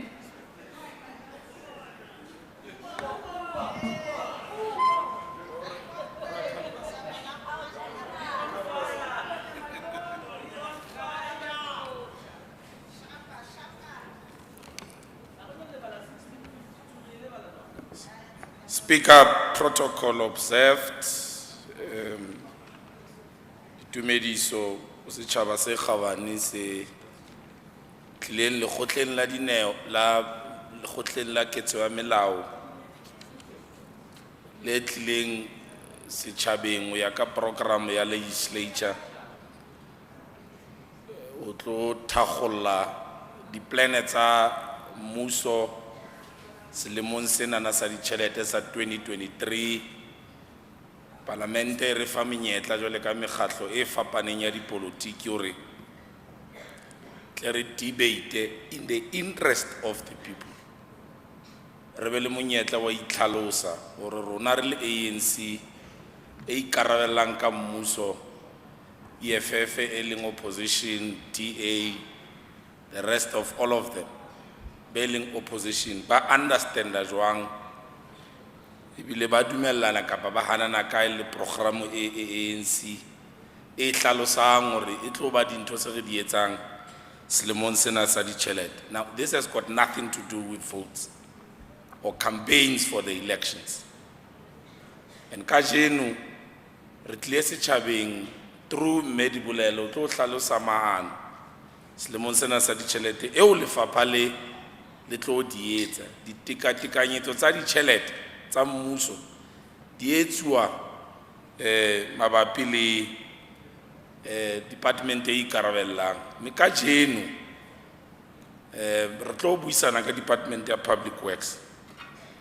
e le reng gore largely is responsible for infrastructure ka ho ya dikolo ditleliniki ka ho fapana e seng matlo lefapha la public works ha le ikarabele ka ho aha matlo ka hara province.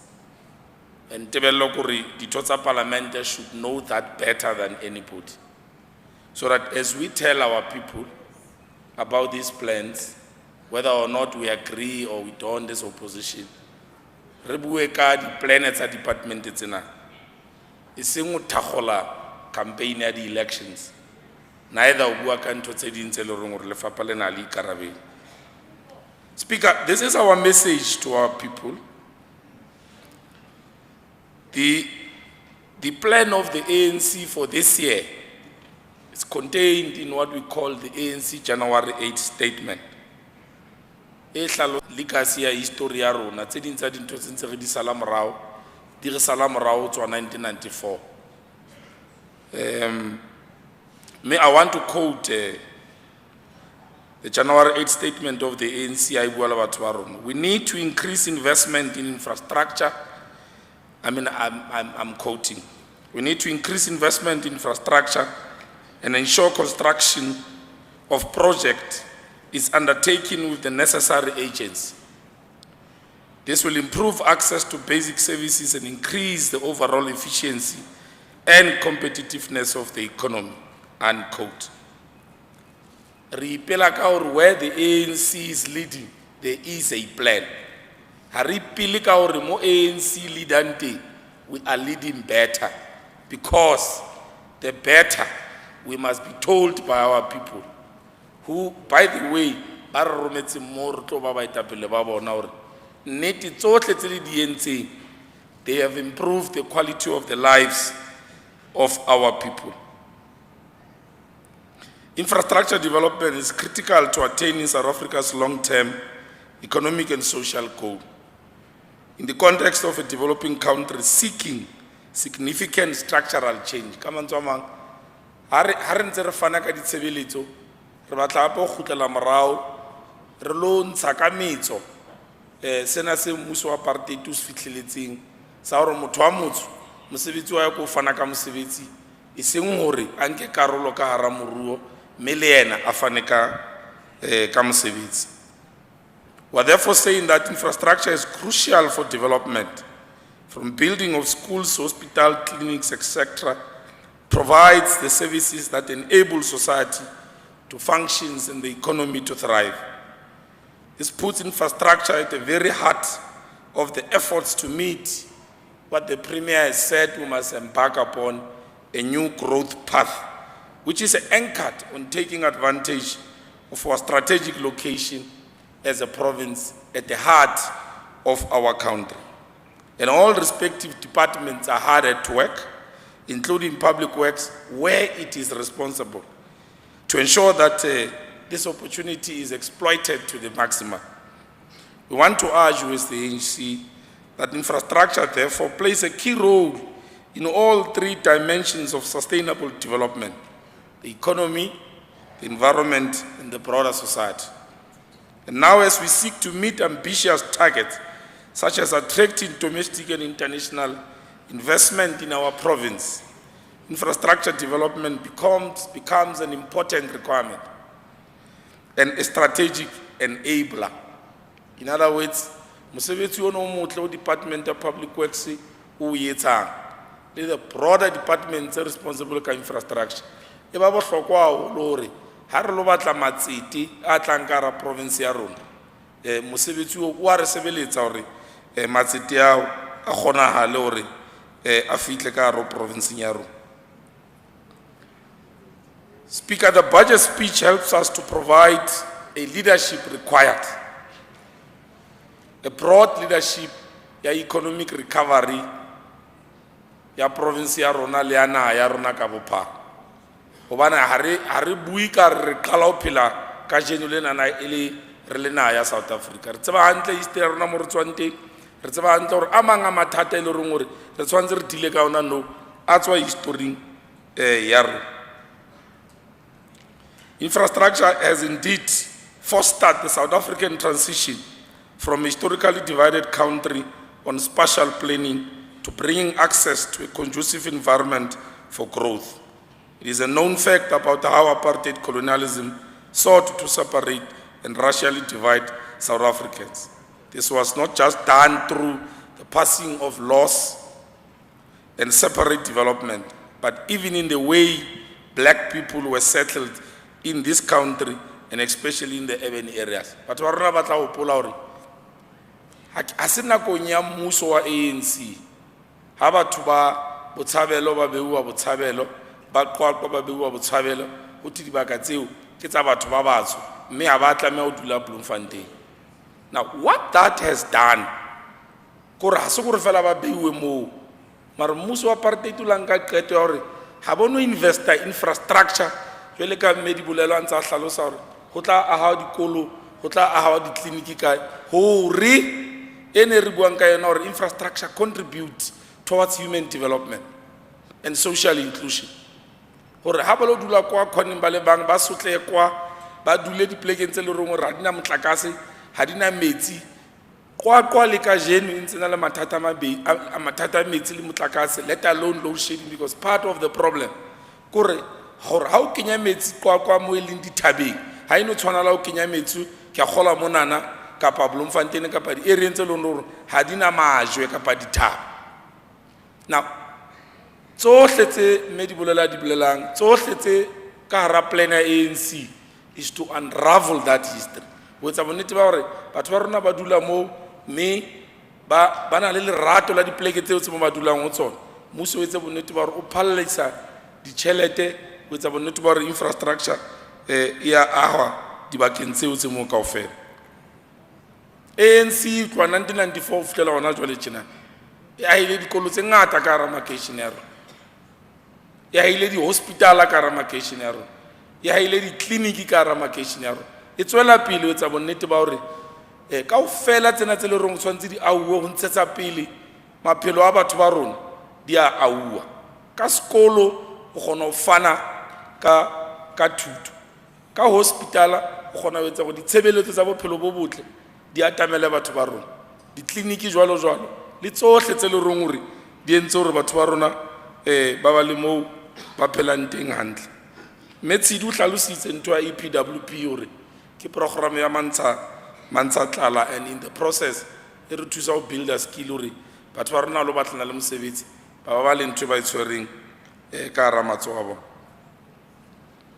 President Ramaphosa o na sa fose ya re mosebetsi wa borakgwebo ko re thusa ho thea mosebetsi, empa ona hlalosa hape hore naha ya rona ka mokgwa e tsamaiswang ka teng e tsamaiswa ho ya ka constitution ya naha, empa e itshetleile hore ha re lokise mathata a tobileng batho ba rona a tswang historing e re tswang ho yona le mathata a ntseng a hlahella nakong ya ona jwale tjena.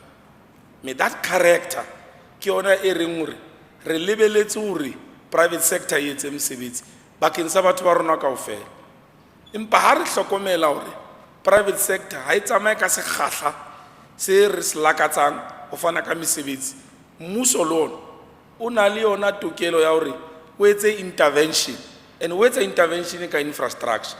Ha mme di bolela a sekolo ho ba le mesebetsi e thewang moo, bophelo ba batho ka kakaretso bo a ntlafala. Now we want to tell Honorable Kluti hore ha se ka lebaka fela la tumelo ANC ya dipolotiki, philosophy ya buang ka yona.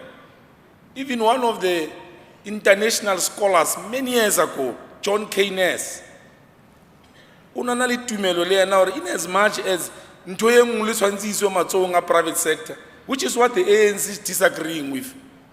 Hobane boikarabelo ba batho, maphelo a batho ke boikarabelo ba mmuso. E sempa e le hore fela we recognize the role of the private sector, e re thuse e fane mesebetsi ka sekgahla se phahameng se sa tshwane le mmuso. Hobane ha ona re mmuso o ka hira setjhaba sa batho ba South Africa kaofela tjhelete e jwalo ha e no kgonahalo, hobane o tshwanetse o fane ka ditshebeletso tsa mantlha tse le reng hore batho ba rona ba di hloka hore bophelo ba bona bo tswele pele.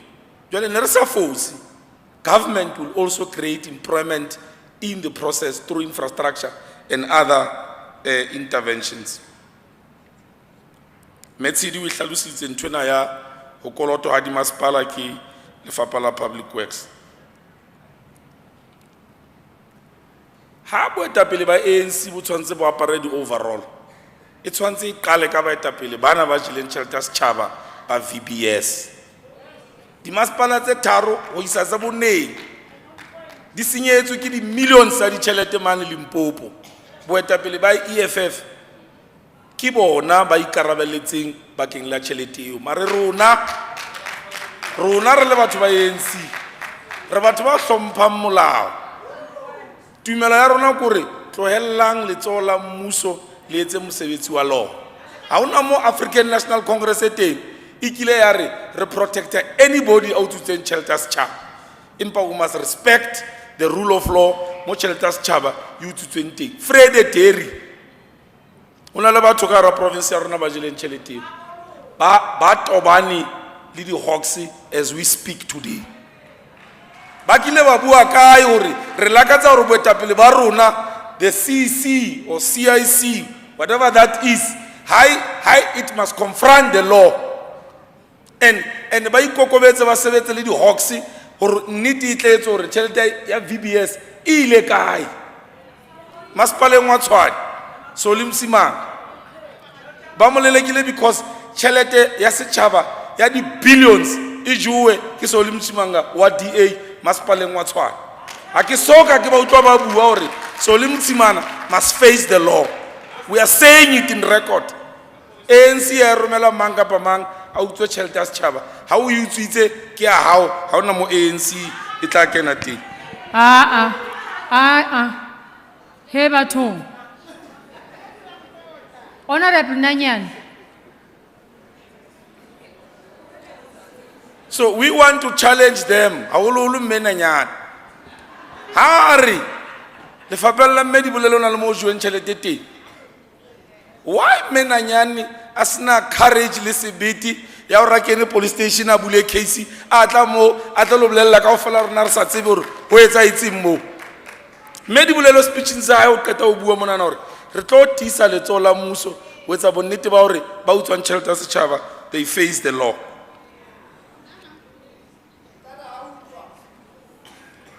Mme di bolelo wa hlalosa mo o tla ke sa understand 85,749 we dedicate for go hlabolla di buildings tsa mmuso and o tlo sebedisa borakgwebo potlana ho etsa bonnete ba hore leano le la ANC le hore ha re aha re etsa bonnete ba hore re fana ka mesebetsi re a le fihlella and wa ema mo ka sebete setšhaba se qeta utlwa puo ya letona o re o setšhaba e le utlwileng ya o e fosahetse nka nyaka ya hore ke rhetoric ntwe ha e tlo etsala kapa ya etsahala ya hlokala nako e nngwe hore opposition e kenke motsotso fela e acte on behalf of the people e seng hore ba batla dikgetho kapa di-vote tsa lona le nakong ye le reng hore di-elections di hole ha di so start lo start. Honorable Chabalala, Honorable MEC. Project ya Ramkral ebile le mathata ANC ya itse.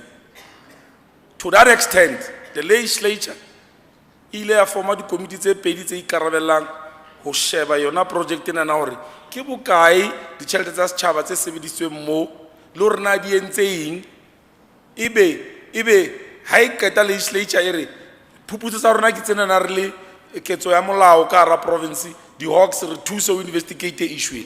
Now why would ANC entse corruption?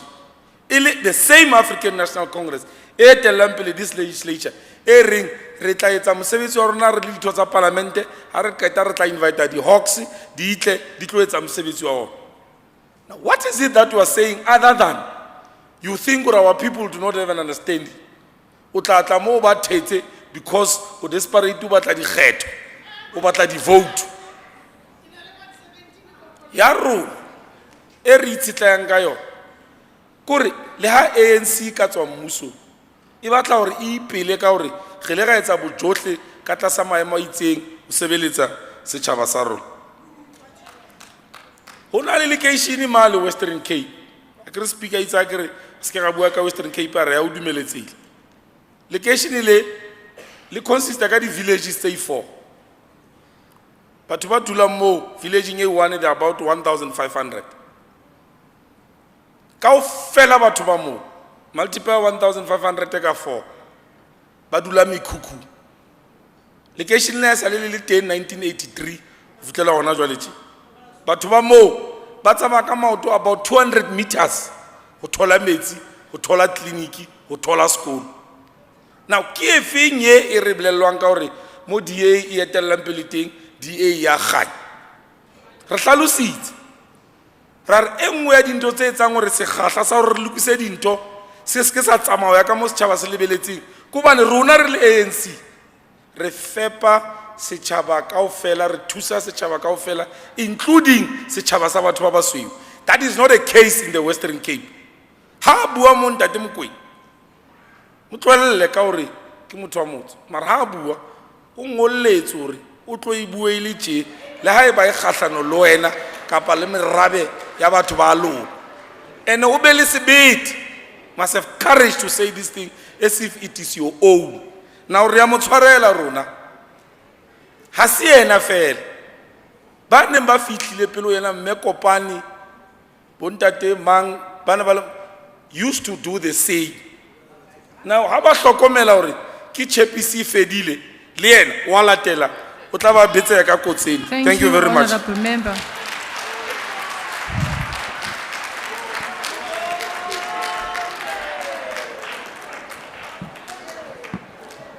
Honorable Nanyan,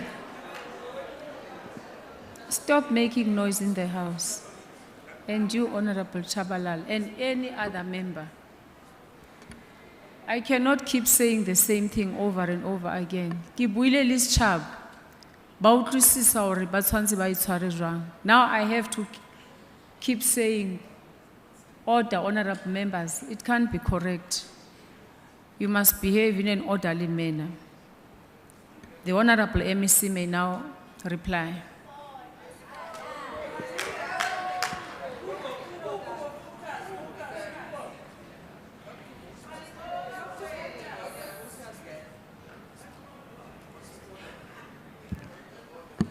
Okay, please don't start, Honorable MEC.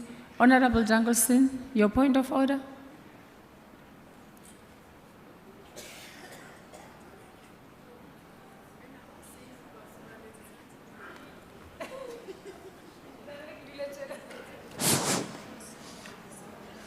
Thank you, Honourable Speaker. I rise on a point of order. You made a ruling previously that the speakers at the podium must stick to the topic on hand, which is a specific budget. But you allow other members from other parties, by chance the governing party that you belong to speak about any topic. We heard about housing and all sorts of things here, and then you reprimand us when we heckle. But Speaker, do your job. And control the speakers at the podium, then we don't have to do these points of order and we don't have to echo. And don't threaten us when opposition members heckle when you are not doing your job. The speaker must respond to a point of order. No, when there is a point of order, Honorable Chabalal, when there is a point of order, you give the presiding officer the chance to rule. I'm still listening to a point of order so that I can rule on that point of order. Now, when you are raising a point of order, I'm even unable to hear what the member is saying. Honorable Jangleson, which member spoke out of the budget? What did he say?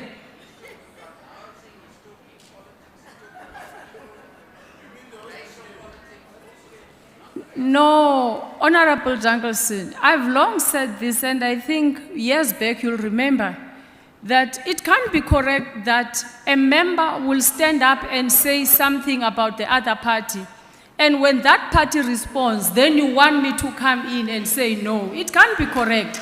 The issue of the Western Cape was started by Honorable Mooifontein. You ruled on the housing issue, Honourable Speaker. Which housing issue? When Honourable Yanyani was speaking, you ruled against her. You Honourable must be the members. same with Honourable Meko. No, let me preside. Let me deal with that. Honorable Jangleson, I've been listening attentively. There is nothing untoward that Honorable Meko has said. The issue of Eastern Cape, of Western Cape, he raised a point of order and said the member is debating about Western Cape. I said there is no point of order. So I cannot say when he responds to that and then you raise a point of order and then I must say, in fact, I'm overruling your point of order. There is no point of order. Proceed, Honorable MEC. Thank you very much, Speaker. Speaker. I wear this overall with pride because I am a product of EPWP. When I was unemployed, like many young men and women in this particular province, Resnam Sebet, Gilega Sebet that the program the EPWP. rile ke qala ho sebetsa ka qala ho sebetsa ntate Mokona jwale ka secretary lefapheng lena la public works lefapha lena la nkenya sekolo ka ba a graduate to a point whereby when I left government I was a director in a government department, not because of cadre development, because I was part and parcel of this particular department. So these men and women who are seated here and wearing liskabela nyahama, baitsa chenana haba nyatsa ngwana Msotho, baitsa chenana bale nyatse banana hore halena ba batho ba betere. Ke qadile mona ka shekule ke letona ibile ke ya para tjenana ke batla ho le kgothatsa hore ka le leng la matsatsi le tla tswa ka ga EPWP because EPWP is not a prison ke mo le qalang teng le tla ba batho ba betere re fetele pele motsamaisi wa dipuisano. Honorable Speaker, Department of Public Works over the past 4 consecutive years has been getting an unqualified audit outcome. Ho bolela hore ba nentse ba tsamaisa taba tsa bona tsa ditjhelete hantle. Ntho e tsang hore re ske ra ba le clean audit e nngwe fela ke issue ya di rates and taxes to municipality. And this issue, as we speak, account ya rona re le Department of Public re patala kgwedi le kgwedi. Ha re na account e leng hore ye ga ekoloto ke sekoloto sa khale se re nane sone se etsang hore se ka ga ba le clean audit empa re sebetsana le Department of Treasury hore re bone bonnete ba hore re thola tšhelete hore re patale these legacy accounts se leng hore ka nako nngwe bo masipala ha re ba re bele hantle ho ba le bothata between rona le bo masipala ke ka hore buisana le bo masipala hore re kgone ho belana hantle re kgone ho lokisa sekoloto seo. Re tla ho yena motsamaisi wa dipuisano ya menanyane ya di hostel wa tseba speech sane sa menanya ke tlo senka kaofela ke se feng Ntate Makume hore a kgone ho mothusa hobane ntho kaofela tsa buileng ka tsona ha ona mo di amana le public works setting ke ntho tsa human settlements re tla sisa mo ngwana mme re tla ke go thuse re ise mono hore kgone thola thuso because sa rona mona na se taba fela ya ho nyenyefatsa mara ha ke khotjwe le maoto a mane o tlile mona ka phoso e tla fetela mo e tlameleng ye teng mane ho Ntate Makume re fete re ya ho yene ya Mooifontein e bentse go a amenanyana ska sa le rata ba Honorable Nanyana, please leave the house. Please pause. Please leave the house. Honorable Nanyana, please leave the house.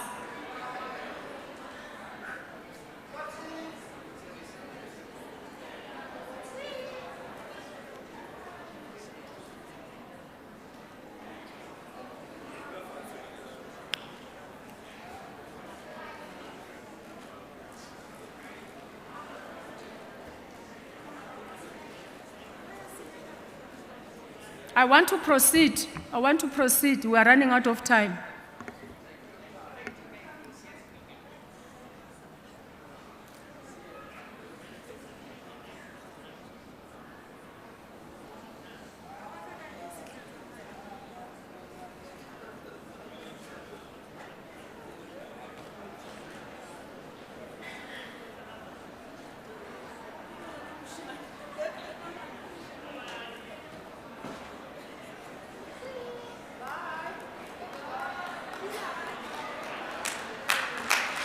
No, honorable members, order, man. Order. Order. Order. Order. Please leave the house. Order. Honorable members.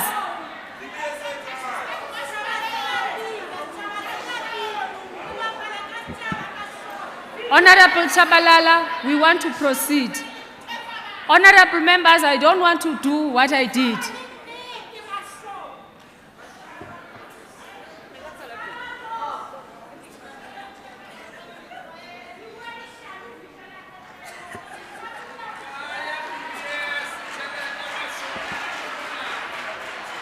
Honorable members of the public, don't clap.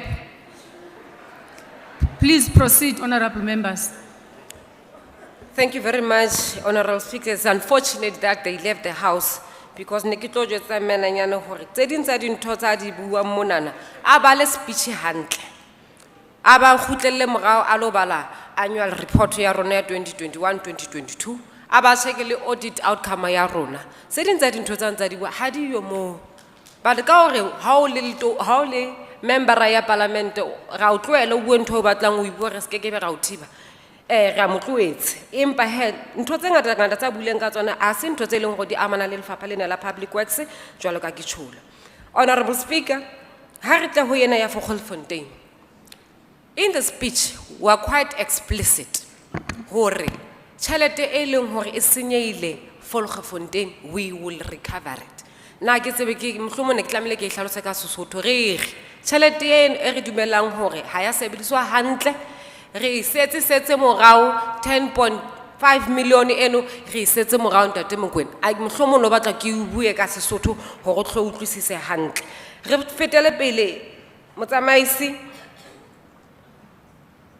tabeng yana ya di meaho di testing stations re dumelane le lefapha la roads and transport hore re tlo nka mandate wa ho maintainer these testing stations hona jwale tje dinente di sika tlasa tsamaiso ya public works empa hore re kgone ho thusa lefapha la roads and transport who are going to take over that maintenance there will be changes ya ho qetela motsamaisi ke ena ya issue ya hore the building tse reng di dilapidated tse leng hore ga bona re ntse re tsamaya ka metsi le misana rona re ba le mathata me ao a leng hore ha maemong a matle a leng hore ke me aho ya mmuso di tikatikanyong tsa ditšhelete ra hlalosa hore re lonka me ao yeo re lokisa bona batjha ba EPWP elona le nyatsang ke ba bang ba bona ba ilo sebetsang ba lo etsang bonnete ba re penta di building tseo ka ga lefapha lena re na le di artisans tse leng hore bongata ba bona ke batho ba batjha dilemo ba leng hore they were products tsa yona EPWP ena e le nyatsang ka sekulena ke bona di artisans tsa rona tse leng hore di re thusa hore re lokise meao ena e re nang le yona re tsholo re le lefapha ra re tse ding tsa dintho ha o ya marketing mafapheng a mang la bona hore meao ya rona ha ema hantle EPWP ena ke yona ilo sebetsa mo hore kgone ho etsa bonnete ba hore ho na le mesebetsi. Honorable Speaker, ke batla ke qetella ka ena ya boitumelo. Lefapha la Public Works bomme le bontate le kekebe la dula la phutha matsoho la bona ho senyeha ha re file bo ra kontraka mesebetsi. Ha ra kontraka a sa etse ka mokgo a tshepisitseng ka teng o tla ja fatshe o tla tswa kontrakeng eo re batle motho a kgona ho etsa mosebetsi again. Ke ntho lefapha le tlo etsa empa ha o atswa a sa etsa mosebetsi ha re tlo motloela re re ha wa etsa mosebetsi o hlolele go etsa mosebetsi re tla recover mo re belivang hore wena ha wa etsa ka mokgo re dumelaneng ka teng e be re o patetse re tla recover tjhelete eno empa ditshebeletso tsa mmuso ha di no yema hobane hona le ba bang ba batho ba eleng hore ha ba tendera dintho tsa bone di hantle empa ba tlamele ba etse mosebetsi ha ba etse ka mokgo ba etseng ka teng hona mo sekolong sena ne ke le mona maobane sekolo sena sa Mooifontein se hauwe ke lefapha la Public Works hona le tjhelete e re bitsang retention money e leng hore e santse sa le se morao because ha soka re etsa re patala tjhelete ya bone kaofela because ba qetile sekolo ha ke ntse ke etsa oversight sekolong sena ntate Mokoena re thotse hore hona le dintho tse leng hore ha di a tsamaya hantle ka kontraka ena mme re laetse lefapha hore tjhelete ya retention ha le tlo e fa batho bano le tlo etsa bonnete ba lokisa pele dintho tse sa lokang tseo e tla be le hona ba patalwa ha ebe ba sa di lokisi ha e khutli tjhelete ya retention man what more do you want us to do ya o qetela ntate Mokoena mo bona hona le bobodu ntate Meko o hlalositse hore bothata ba rona ke ho tla sefale mona re bua sekgwa se sengata re mang wentse mang ha etsang ntho e re tlamileng re etse re le maloko a parlamente whether a province or national re kgethuwe ke setjhaba we are representatives of the people ha o tseba hona le boshodu ka bobodu bo etsahalang kena ka ga police station o re dibulelo o jile tjhelete o entse tjenana le tjenana le tjenana o bule case re kgona ho isala morago E seng re tle sefale monana re nne re mang mang o jile tšhelete ha o tswa monana motho o no ntse a tsamaya strate o hloleile ke ho etsa ho nka responsibility ya ho etsang ya ho bula case ya ho qetela motsamaisi wa dipuisano ke ho hlalosa fela lefapha la public works selemong se fetileng sa ditjhelete se sebedisitse tjhelete tsa yona kaofela ho ya ka maano a yona ya ba ya etsa bonnete ba hore di-grant tse re di tholang re le lefapha re di sebedisitse kaofela ho etsa bonnete ba hore re isa ditshebeletso setjhabeng ha ona under expenditure in the Department of Public Works ha ona tjhelete e kgutletseng treasury lefapheng lena re etsa bonnete ba hore re sebedisa tjhelete ho ya ka maano le merero e re e entseng. Honourable Speaker, wa tseba ha o fihla ho EPWP I become very emotional unfortunately because ke batjha ba leng hore ba dikobo di mahetleng ba tswa malapeng a leng hore ha lekane le bana ba ka nqe ba re se ra bua ka 1652 rona re tla bua ka ona hobane ba bang ba bona ba utswitse di-plus ba phela ka hara di-plus tse sa le ba di nkela batho ba rona bona ba tlile ka speed mona ba re fa baebele ha re sa le re kwala mahlo ba re fa baebele ba nka lefatshe ha ne re na le lefatshe tse ding tsa mathata re leng hona ka shekole nka be re se ka tlasa ona ha o motho a ka thoko ka mo yena phamisang letso ena a re jwetsa go fama ya hae a nang le yona o e thotse kae.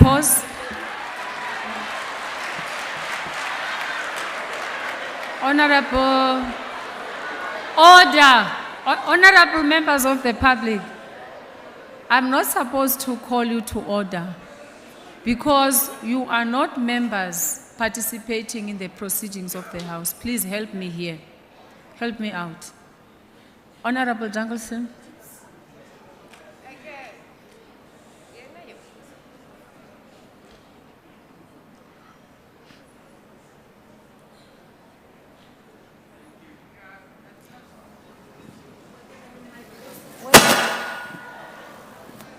Thank you, Honourable Speaker. On a point of order, the Honourable member at the podium said that opposition members own farms and stole them. So I just wanted to say who in the opposition owns a farm, which member actually owns a farm and who stole that. And I then want to challenge her to say it outside of the House, not inside. Outside where she's subjected to legal action. Thank you. But Honorable Jangleson, your members stand in the podium and say members of the African National Congress are corrupt. No member has ever said who is corrupt, say it in the House. So it is a debate. It is a debate.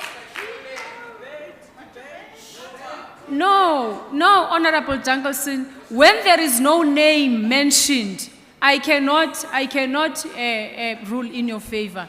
She generalizes the very same way you generalize when you debate.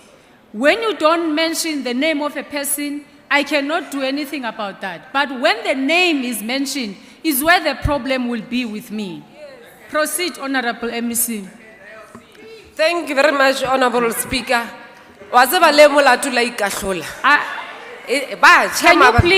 Can you please allow the member to finish what she's doing? Proceed, Honorable MEC. Ha ke qetela motsamaisi wa dipuisano ke se ke shwe ke re maloka ka mona ha re bua dinnete tsa bophelo hore ka nnete ba utsutse lefatshe ba utlwa ha bohloko empa ke nnete ba tlile mona ba sena lefatshe ba le thotse kae. So, Honorable Speaker, thank you very much for the time and thank you very much, honorable members. Honorable members, the reply. Order. The reply by the Honorable MEC concludes the debates on Vote 9, Public Works and Infrastructure. We proceed to Motion 3. The Secretary shall read the motion.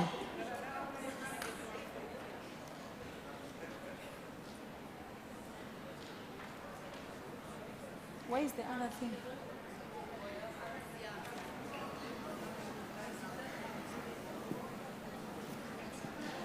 that the second reading debate on appropriation bill number 2 of 2023 Order. be continued I with can't vote hear. 10, community safety, roads and transport.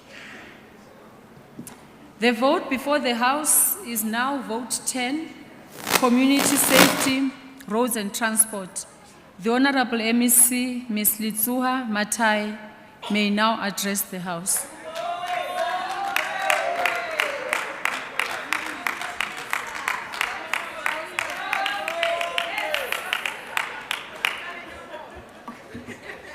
I don't want to be focused. Honorable Speaker, Honorable Premier, members of the Free State Provincial Legislature, the chairpersons of Free State, House of Traditional Leaders, if they're here, leadership of the African National Congress, the Women's League, the Youth League, and the alliance partners, executive mayors, mayors of all councils, the DG and HODs, subs management, correctional services management, all our stakeholders present here, our esteemed guests, Bahi ba Mohokare local municipality, le Freistata kaofela ke a le dumedisa. Honourable Speaker, 2 weeks ago we laid to rest one of our servants of the people, May Beatrice Mashov, the former Premier of the Free State. She was a true revolutionary Democrat who championed service delivery and the transformation agenda in the provincial government.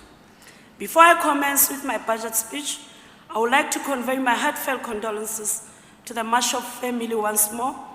Indeed, as the African National Congress family, we are deeply grieving and mourning the loss of Comrade Beatrice Mashov. History has shown us that the power of the human spirit can overcome near impossible odds. Ke boele ke ise matshidiso hape malapeng a mararo ho tswa mane masepaleng wa Mantsopa mo ke tswang teng e leng lelapa la mane la di-ward committees ba lahlehetsweng ke maphelo a bona beke e fetileng on the R26 ha ba ne ba ba kotsing ya koloi ba ne ba tsamaya ba ya mane Qwaqwa ho lo nka karolo komiting e nngwe ya parliament. Re isa matshidiso o malapa o ha tla be re beya e mong wa bafu bao ka weekend e tlang. Ke boele ke ise matshidiso hape ho leponisa la rona le la hlokalamane N1 le ne le conductor traffic mo la hitwa ke trucker a moya ha ilena o phomole ka khotsa. Today we gather here for the tabling of the budget vote 10 of the Department of Community Safety, Roads and Transport to the people of Mohokare local municipality and the Free State province. We are in an urgent time when we must roll up our sleeves and accelerate our commitment to building a capable state. To realize such national ideals, our institution must be staffed with patriotic men and women.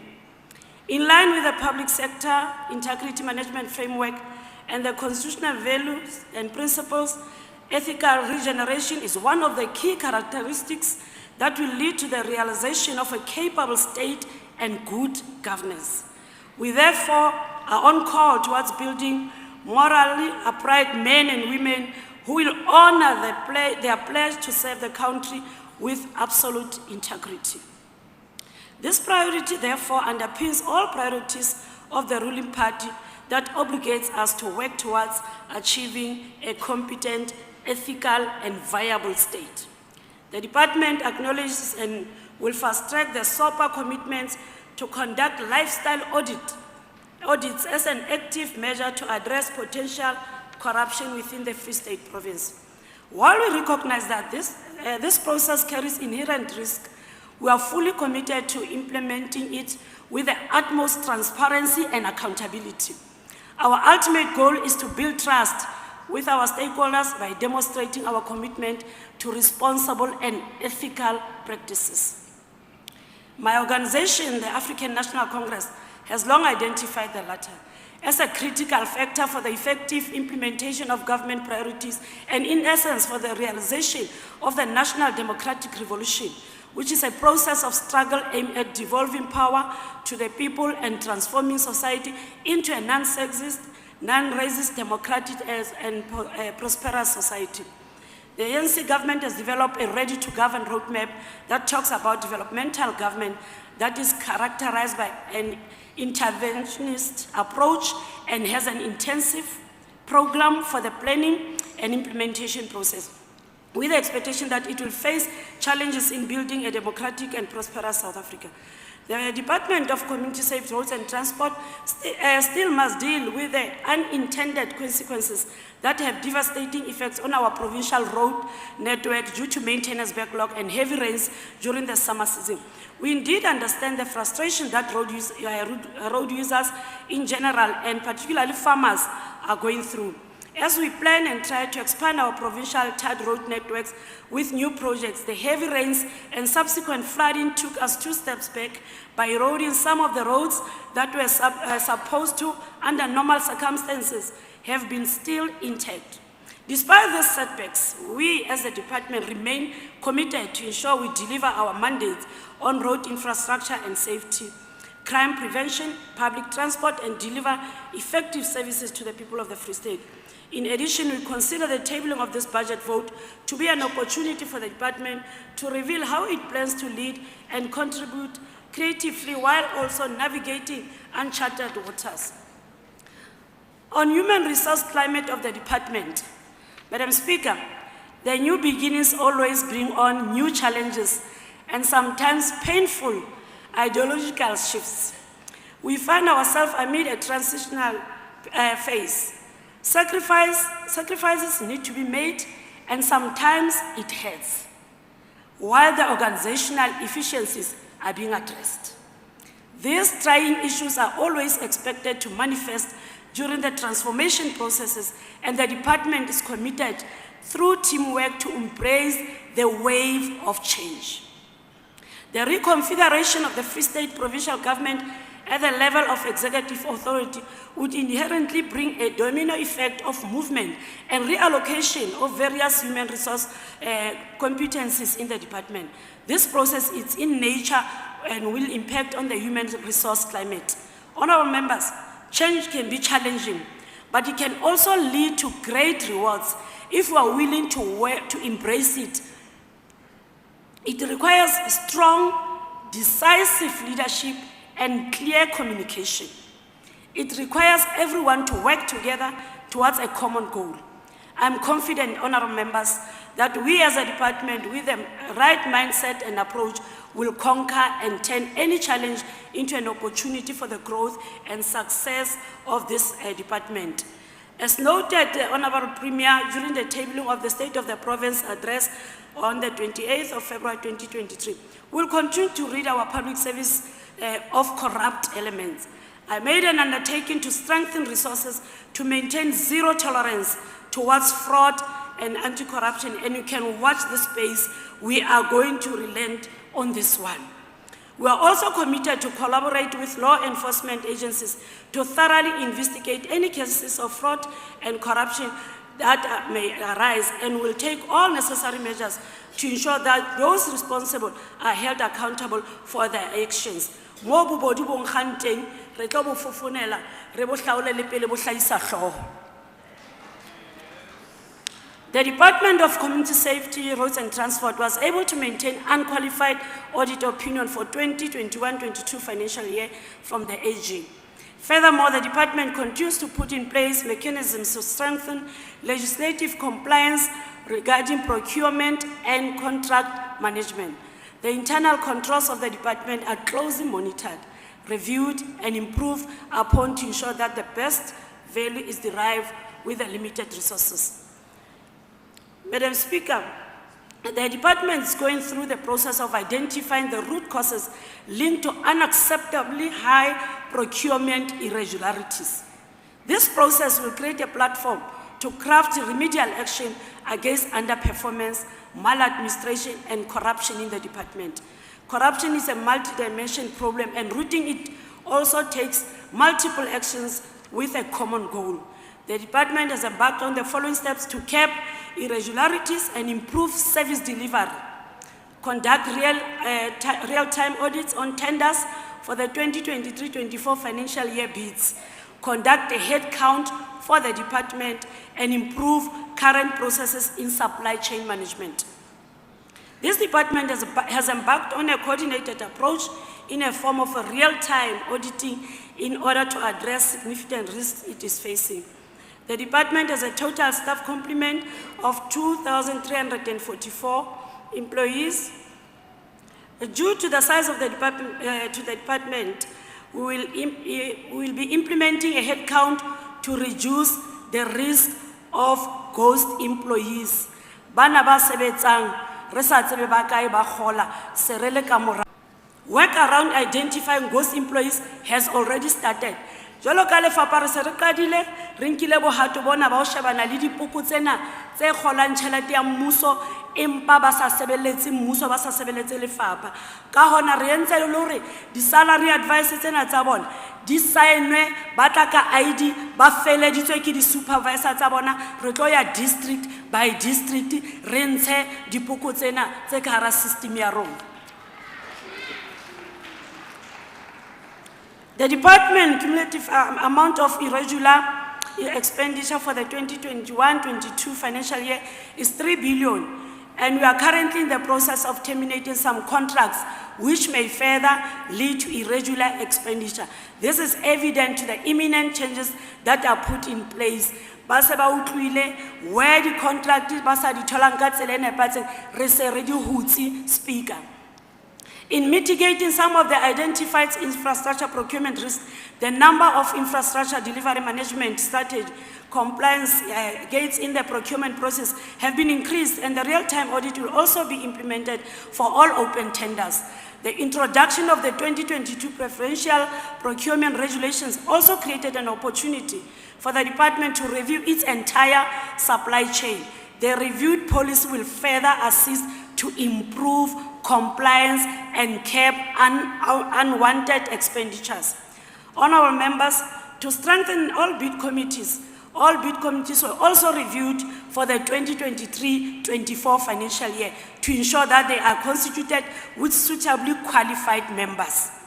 The department has also established a project variation and expansion committee comprising of technical, finance, and supply chain management officials. This measure will ensure that all approvals for variations and expansions of construction contracts are above board and will prevent irregularities. Speaker, let me speak on road infrastructure.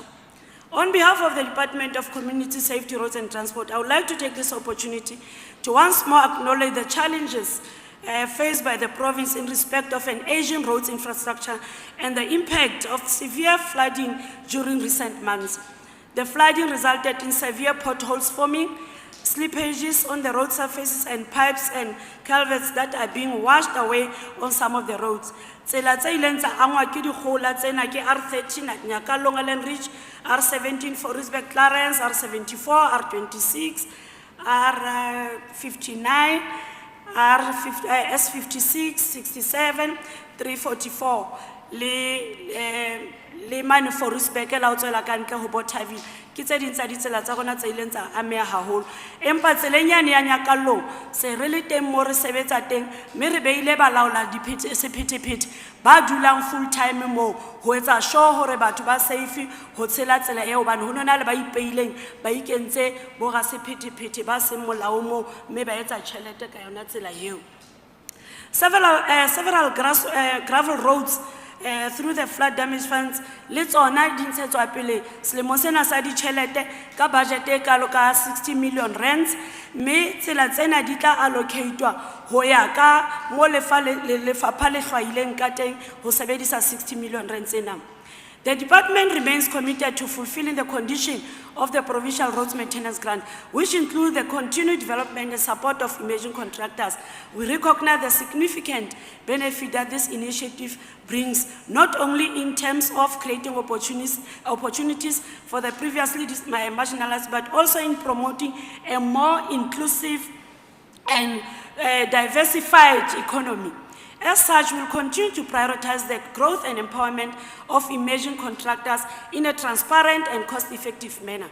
We believe that by providing fair and equal opportunities for emerging contractors, we can help to create a more inclusive and sustainable economy. Our department is dedicated to ensuring that road maintenance projects are awarded based on merits and that all contractors, regardless of size or experience, have a fair chance to participate. We will continue to prioritize transparency, accountability, and cost effectiveness in all our operations, and we remain committed to build strong partnership with our contractors to ensure the success of our road maintenance program. The following capital projects have commenced in previous year and reached various levels of completion in the 2022-23 financial year. The final payments for these projects in 2022-23 financial year amount to a combined cost of 100 million. These projects are currently in the defects liability period. It's Winberg, Marquardt, Botterville, Feljohns, Kuran Phase 3, Heilbron, Sosol, Ventersburg, Senegal, Kronstadt, Feljohns, Kuru, Villiers, Cornelia Phase 2.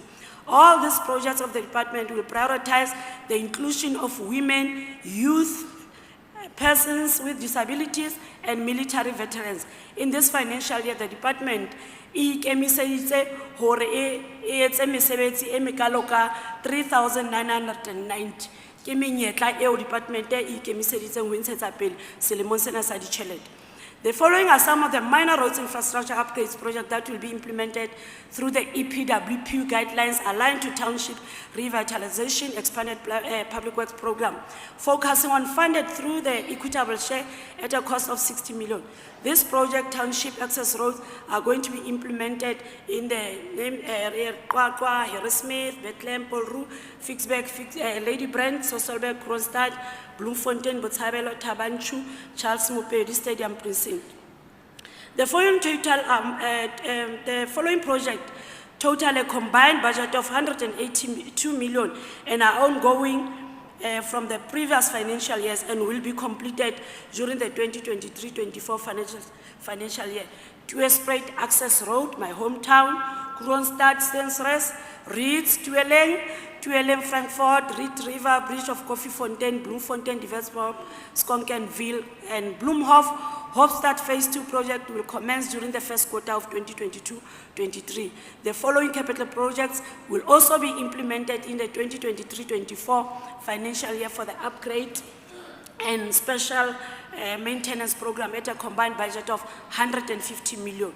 That will be Tweespruit Excelsior, Zastron Stegspruit, Pieterstein Lendley, Seneca Lendley, Feljohns to Orkney, Harrismith Road. Jwalo ka se ke boletse hore re tlo lokisa ditsela, mmuso o bohareng o ile wa re thusa wa re ekeletsa lore re tle re etse marogo ka hara ditoropo tse leng re tla di hlwaya haufinyana re tsebise setjhaba ka tsona. Ka lebaka lena re mpa re hlalosa fela hore ditsela tsena di tshwanela re di etse le marogo hobane ho na le dibaka tse tshwanang le mane Thabapatjwa mo ile hore batho ha pula ene la ba kgone ho tshelela either ya Lady Brand kapa ya Tweespruit ka hona mmuso bo hareng o re thusitse se re le motjheng wa tlo kenya le ona marogo.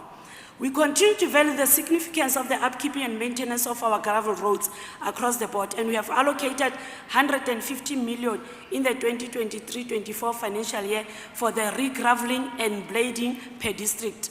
Motewa, we are going to re-gravel 48 roads and blading 120 roads. Karipi 4 roads, Lejoliputswa graveling 3 roads, Fezile Dabi re-graveling 3 and blading 28 roads, Thabo Mfutsanyana graveling 3 roads. As part of our proactive planning cycle, we have allocated 100 million for road asset management system.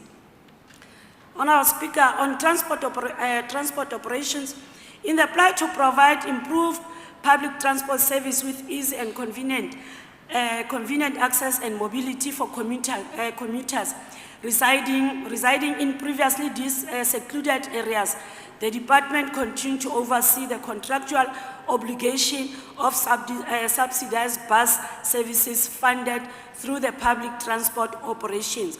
Me chele selemong sena sa ditjhelete re nyollotse grant ya dibese tsane tse thusang rona batho ba ileng hore ba dikobo di mahetleng ba fumanang grant ena ho tswa lefapheng re nyollotse ka 4.4% to an amount of 326 million in the selemong sena sa 2023 financial year, and in comparison to the allocation ya 312 selemong sena sa 2022-23 ke yona service delivery e re buang ka yona hobane e thusa batho ba kobo di mahetlang ho fihlella mesebetsing ya bona ha ba subsidizwa ke government.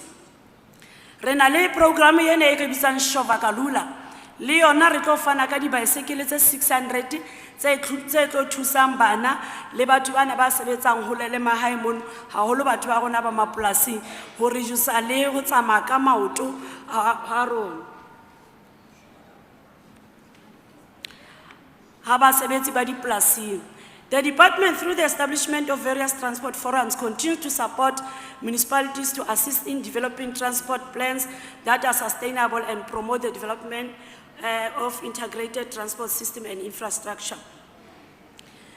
Ka baka la botlokotsebe bo nkileng setla ka hare ho province, ho na le di testing station le registering authorities offices tsa rona tse seng re di kwetse empa haufinyana lefapha le ntse le sebetsana le security ya tsona hore re kgone ho bona hore na re ka etsa hore di office tseo di bulwe hape jwang di thusetse setjhaba sa rona hobane se a sokola ha di office tseo di kwetswe se re le motjheng o wa ho di lokisa selemo sena re bifape tshireletso so. On traffic transport regulation, Honourable Speaker, law and order of our roads is our priority and will continue providing quality traffic policing services. The province will deploy traffic officials in a manner which seeks to maintain and promote a culture of road traffic law compliance by all road users. As you all know, the Free State Province connects 6 provinces, which is Gauteng, Northern Cape, Eastern Cape, KwaZulu-Natal, Northwest, and Mpumalanga. This interconnectivity causes high traffic volumes on our roads during seasonal times like year-end functions. This year, the Free State Province had 15 fatalities from the period of Easter holiday, 6 to 10 April 2023. This is an increase of 8 as compared to the previous year, 2022, same period. In the 2022-23 financial year, 13 testing stations in the province were upgraded. This is informed by our commitment of ensuring that we improve conditions and services rendered to the public at testing stations. Those stations are Villiers, Polru, Henneman, Boshoff, Diversop, Hopstad, Clocolan, Ruvel, Reddersburg, Mooifontein, Smithfield, Herzogsville, and Vrede. The department is planning to continue with the upgrading of identified testing stations during the 2023-24 financial year in order to improve on service delivery to our communities. Baahi ba Thabo Mofutsanyana, re utlwile sello sa lona ka di testing station, mme ra tshepisa hore re tla le etela haufinyana. In an effort to enhance traffic management services and visibility in the province, the department is currently fast-tracking the provision of tools of trade and personal protective equipment. We are also considering strategies to mitigate the security risk among traffic officers, especially females, such as fitting vehicles with panic buttons. On safer communities, Honourable Speaker, a crime-ridden environment is an impediment to any form of development. During the State of the National Address, the President indicated that violent crime takes a heavy toll on every South African. Communities across our country live in fear for the safety of their families and accounts. This situation cannot continue. Maikarabelo a botlokotsebe le pabaletsego ya batho ba rona Freistata kapa setjhabeng ke maikarabelo a setjhaba kaofela mme ka hona re ke be ra nka boikarabelo bona ra bo rwesa maponesa fela empa le gona setjhaba re na le karolo le bapala ke ka hona re entseng di community police forum hore di kgone ho re thusa. Our campaign this financial year will address the following: theft of motor vehicle, illicit drug trafficking, illicit trafficking of firearms, human trafficking, smuggling of minerals, undocumented persons, wildlife crimes, stock theft, and the smuggling of endangered species. This operation is in a way also part of implementing the integrated crime and violence prevention strategy, which is going to be our provincial blueprint for tackling crime. This is in line with the National Integrated Crime and Violence Prevention Strategy, which was further endorsed by the Executive Council in the form of Provincial Crime Prevention Strategy. Honourable Speaker, a brief look into the crime statistics at the end of the third quarter of 2022-23. The Free State Province, unfortunately, shows an increase in several crime categories. This charges us with a huge task of intensifying our efforts against crime. We are going to need everyone's commitment to turn this ship around. Honourable Speaker, the foreign crime categories remain most disturbing not only in the province, but countrywide, as per statistics issued by the Minister of Police for the third quarter. Then I should also mention that what is encouraging is that none of the stations in the Free State appears on the list of top 10-30 stations for this crime category for the third quarter. We inkela ke hlalose di nyewe tsena ka botlalo. We inkela ha ntho tsa batho ka ntle ho tumellano. Ke lekile ho batla Sesotho tsena ya motho, that is part of sexual assault. Ke yona e theohileng lemong sena, e theohile ho tloha 170 to 143. Me Velkomo yona Premier e ntse occupy position 9 on the list of top 30 stations mona country ka ketso yena ya ho inkela ka mahahapa. E nyoloile mane Velkomo. Ho utswa ha dikoloi, boshodi ba makoloi, dibaesekele bona bo batla bo theohile. Diphoofolo, boshodi ba diphoofolo le bona bo theohile, empa selo se shamane ke yona police station e leng number 11 country ka bophara ho tse 30 tse seng di hlauwe. Commercial crime has decreased yona from 1.3 to 1070. Velcom subs is occupying position number 25 on the top 30 list of stations countrywide Premier. Madam Speaker, offences study rural areas that include murder and robberies has shown an increase of 20% when compared to the same period for the previous year. In collaboration with other sister departments, NGO organizations, we continue to implement programs such as school safety, rural safety awareness campaign in vulnerable communities to address issues such as stock theft, farm killings, branding, illegal grazing, employment of undocumented foreign nationals. The campaigns were conducted in hotspots such as Putadichaba, Senegal, Tabanchu, and Botshabelo. Liena ya ho heba ka batho re ntse re na le komiti e shabaneng le yona hore polokeho ya bana le batho ba rona e dule e ntse le teng ka ra setjhaba sa rona. Di CPF di lile haholo ba lela ka hore ba batla di tools tsa ho sebetsa le bona, mme selemong sena ra itlama re le lefapha hore re tlo le tshehetsa hore le thuse setjhaba se bolokehe jwalo ka batho ba re thusang ka boithaopi. Ms. Absiona will continue to lead major operations in the next financial year to address tsohle tse seng ke di buile mane hodimo tse leng phakarolo ya bohlokotsebe. The anti-gang operations di ntse di tlo tswella ka komiti e setuweng ke lefapha ho batlana le batho bana ba di-drugs, di-gangster tse ntseng di baleha le bana ba tshwereng dibetsa tse kotsi. Empa ha jwale re lebohe SAPS hobane e se fihletse hore e nyolle ka 41.8 batho ba e ba tshwereng ho feta selemo se fetileng sa ditjhelete, mme ra ba thoholetsa tswelang pele ka mosebetsi o motle general. To prevent all trio crimes and theft of motor vehicle on the road, Operation Road Runner will continue le yona e ntse e tsamaelana le di operation tsohle tseo re di beileng ka hara lefapha.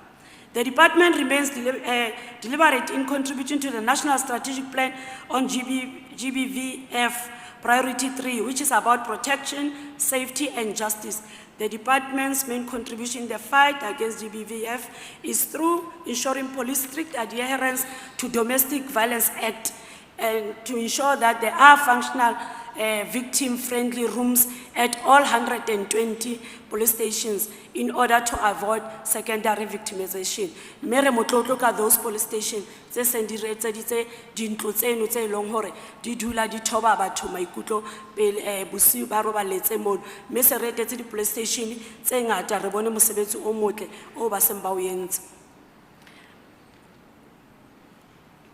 During December 2022, there was a team that came face to face with the police during a shootout. Sadly, one member, Sergeant Mapane, was fatally wounded. Mona ke man mo re na le mathata a dizamazama teng mo e leng hore o fihlela ona jwale tjena mapolesa a kgone ho tshwara batho ba 5206 mme ka hara nomoro eo 1310 ha se baahi ba South Africa ke batho ba tswang ka ntle kaofela. Motsamaisi wa dipuisano selemong se fetileng sa ditjhelete fapha le ile la etsa phatlalatso ya ho bona hore ditshebeletso tsa sepolesa di ba maemong a ntlafetseng. Ka jeno re motlotlo haholo ho tsebisa baahi ba Foreisetata hore re se re na le maponesa a 1010 a tswang thupellong e leng hore re ba isitse di-police stationeng ka hare ho province ya rona Foreisetata ho tlo re thusa ka botlokotsebe. Ke batla hape le ho tholetsa sepolesa sa rona ka mosebetsi o motle o ba o etsang hobane ba ile ba bomme le bontate bana ba sebeletsa setjhaba ka botshepehi le ha o ntso na le ba bantjhe empa bona ba sebetsa ka botshepehi le boitelo ho lwantsha botlokotsebe. Ke ema ke phamisetsa mahetla ka hodimo ka mosebetsi o ba o etsang hobane sepolesa sa Foreisetata se ile sa hapa kgau e bitswang laureate winner ka hara Afrika Borwa ho bolelang hore ho lona le batho ba neng ba computer le bona empa ba ile ba hlaha ka mahetla jwalo ka Foreisetata re motlotlo haholo ka seo as the Free State. Whole fleet management. Honourable Speaker, the department is proud to announce that the fleet management trading entity achieved a clean audit for the 2021-2022 financial year. The department is fully committed to undertaking a comprehensive re-engineering process aimed at enhancing and optimizing the services rendered by the government garage. Our goal is to improve the efficiency, effectiveness, and quality of these services, while also ensuring that they are delivered in a timely and cost-effective manner. Through this initiative, we aim to modernize and streamline the operations of the government garage, making it a model for excellence and innovation in public sector. To reduce municipal debt at the entity, Honourable Speaker, the department will, in the new financial year, only rent out vehicles to municipalities and will no longer issue out petrol cards to our clients. Our government recognizes the importance of responsibility debt management and its impact on the financial stability of our province. As such, we are implementing a new policy under fleet management renting to municipalities to ensure that municipalities do not exceed 2 months rent. Baba sa patale ka mora nako e telele ke mole mo sekoloto se qetellang se ba imela baba sa kgone ho patala lefapha. Budget allocation ya rona e metjena 2023-24. Honourable Speaker, the total budget allocated to the department 2023-24 financial year is 3.339 billion, and it is broken down as follows. Equitable share allocation, including own revenue, is 1.194 billion, which will be utilized towards the operational cost of the department, and 349 million of it will be directed to infrastructure enhancement allocation. Provincial road maintenance grant is allocated 1.813 billion, which is an increase of 35.5% as compared to the 2022-23 financial year's allocation. The public transport operation grant has increased from 312 million to 326 million, and that is an increase of 4.4%. Then the revenue target set for the departments amount to 838 million for the 2023-24 financial year, which is an increase of 8.8 million as compared to previous financial year's target allocation of 830 million. We have managed to collect 845 million of the set target for the 2022-23 financial year, and that is equivalent to 102%. The Department Community Safety, Roads and Transport has recorded an over-collection of 15 million. Speaker, we are resolute in strengthening the collaboration, and we build local economy of the Free State with our stakeholders. Today, I'm dressed by young learners from Mooifontein Artisan Academy. In building local production and support, we must work together to develop a strategy to source all local manufacture. Ke apesitswe ke bana ba Mooifontein ha le mpona ke le motle tjena. In conclusion, Speaker, let me express my word of appreciation to the leadership collective of the ANC and its alliance for giving full support and guidance to the work I'm deployed to execute. Honourable Premier Mxolisi Dukwana and my colleagues in the Executive Council, your support is always appreciated. My gratitude also go to the ANC Women's League entity and the leadership of the Women's League in the province, with whom I'm leading collectively for their continued support. The acting head of department in Bogoto, Dr. Maseko Chabalala, and all departmental employees, your dedication towards carrying out departmental work cannot go unnoticed, especially under these difficult circumstances. I wish to further extend my appreciation and support to Lieutenant General Baile Motsonyane and the collective for their hard work and dedication in this province. Also, let me appreciate the support from my Royal House, transport stakeholders, contractors, community policing forums, ANC members and members of the community at large across the length and breadth of the province. Lastly, I wish also to express my appreciation to my family for the support and the love they continue to show me. Honourable Speaker, allow me here, Honourable Speaker, I hereby table 22, 23, 24 budget vote for the Department of Community Safety, Roads and Transport for consideration and adoption before the House. I thank you, Honourable Speaker.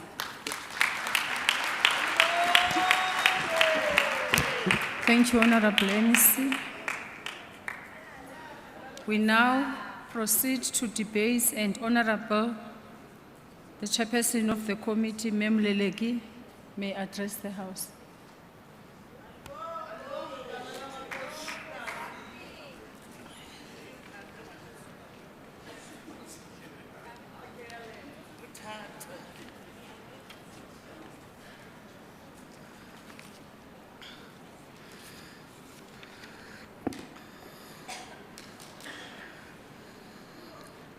Thank you, Honourable Speaker.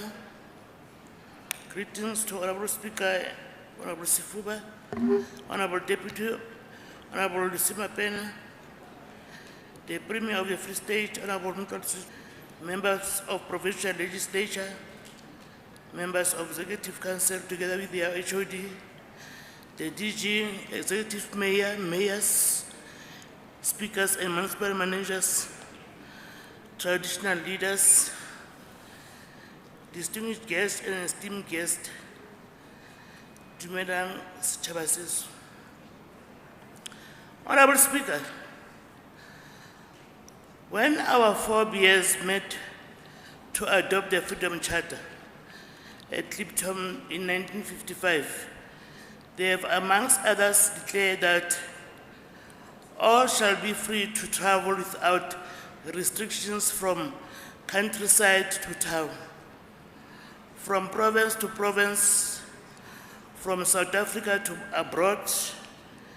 They envisioned transportation as a human right to be enjoyed by all South Africans without banishment, difficulties, segregation, and without fear that you may be arrested and not return home due to accident. The collective efforts must be placed on growth and development. At the center of the development is the critical role that transportation plays. Infrastructure delivery is the main game changer in the development landscape and in unlocking opportunities within the job market of our country. Transport is not only an economic and a social function, but also carries massive security responsibilities. Most instructive in the ruling that directs that while the mandate for protecting citizens from crime vests with the police, the public transport operator has a concomitant obligation to take reasonable measures to ensure the safety of citizens in this operational environment. The cardinal pillars of our reimagined traffic safety strategy includes sustained intensity of law enforcement activities throughout the year, intensification of our anti-corruption intervention, a centralized chain of command across all spheres of government and traffic laws enforcement 24 hours, 7 days a week. Honorable Speaker, the key mandate of the committee is to ensure that the department makes mobility and connectivity for the seamlessness movement of the people and goods. This is done through building of roads and bridges. The many others transportation initiatives, we remain committed to this task because we know the plight of our people, particularly those in rural areas. The department continues to tirelessly strive to be effective, efficient, and compliant in discharging its responsibility and in the delivery of service by upholding high compliance standards.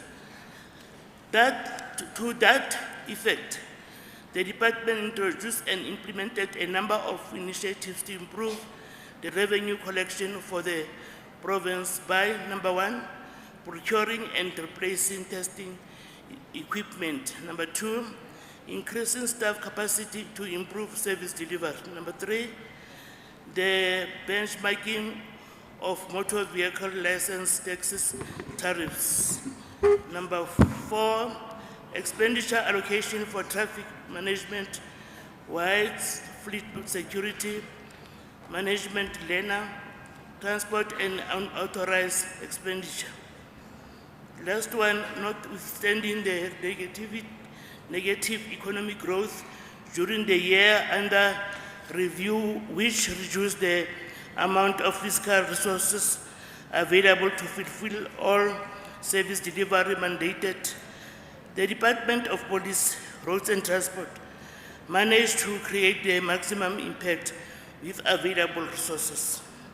Honorable Speaker, the department has initiated progressive intervention and measures to empower previously disadvantaged individuals to participate in the mainstream economy by implementing programs for contractor development with a specific focus on job creation and sustainable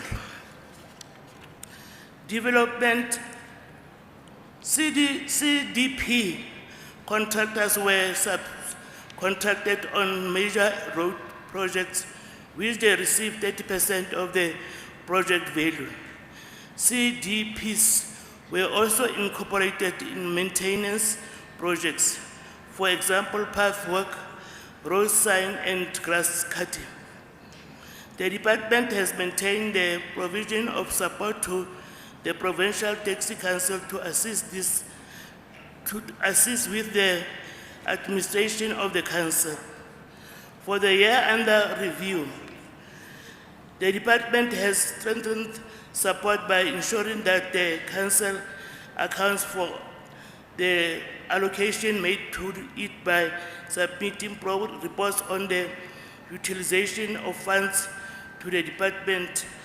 Bilaterals with taxi association in the province were held to maintain stability within the industry. The department continues to roll out training programs on road safety to scholar patrols and learners. Road safety awareness was provided through road safety education programs. The department also embarked on a road safety programs in partnership with interdenominational churches in the Harib, Lijwe Putswa, Tabamfutsanyana, Fezile Dabi, and Moteo region. Honorable Speaker, the internal audit function through engagement with internal stakeholders formulated a comprehensive 3-year rollout plan incorporating an annual plan that was improved by an audit committee. The internal audit function also performed various consulting activities and relationship with management improved, and as evidenced by the increase in management requested engagements, in turn indicating that management sees the value of the IAF within its system of governance. Free State Province, being geographically centered in the center of South Africa, has to use its centrality to provide for an unrivaled transport and added logistic infrastructure. The main reason for locating priority infrastructure projects with the presidency is necessarily due to the importance of infrastructure to economic growth. Transportation of national produce from the manufacturing to consumption side is key. Road infrastructure is a catalyst for job creation, particularly for historically disadvantaged individuals. Free State has 5 major routes that bisect and encircle the province, connecting people and spanning the boundaries between neighboring provinces and countries. Like the mountain kingdom of Lesotho, the Free State roads connect 6 provinces, namely Gauteng, Northern Cape, Eastern Cape, KwaZulu-Natal, Northwest, and Mpumalanga. The infrastructure projects were hard hit by heavy flooding in the province last year. This has caused serious deterioration in our provincial roads network. We are urging our roads users to be alert on the road as they are not in good condition, especially between Ladybrand, Fixbeck, Forestbeck, Bethlehem, Your and time not forgetting has expired. Alan Rich. Thank you very much, Honourable Speaker. Honorable Klute.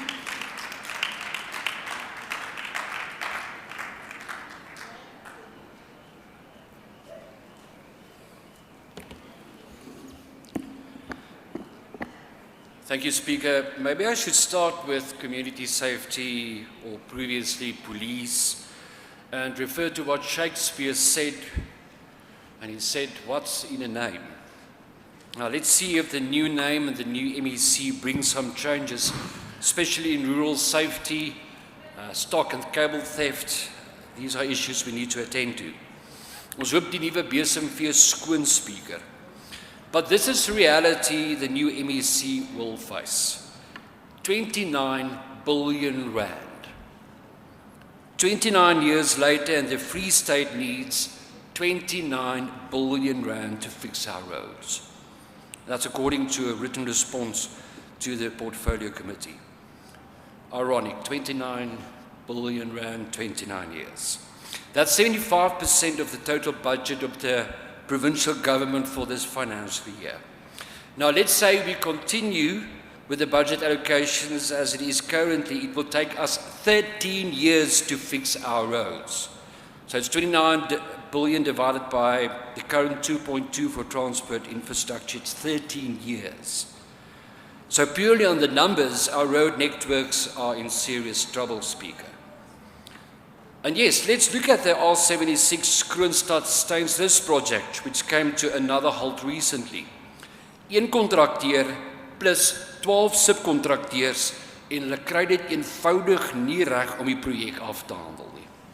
So initially the project was supposed to cost Free Staters 300 million, and then according to the department the amount was revised to 227 million. Speaker and MEC, if you have a look at what the department has already spent since 2018 on the R76, it comes down to a whopping 312 million rand. Until today, that road is not finished and it has not been intact for several years. But the ANC wants us to believe that BEE is benefiting Free Staters. Now remember last year, the MEC's predecessor blamed Jan van Riebeeck for the province's road crisis. And 1 year later, the R76 remains a headache for that community and road users who are dependent on that road. MEC, your department has come to a fork in the road.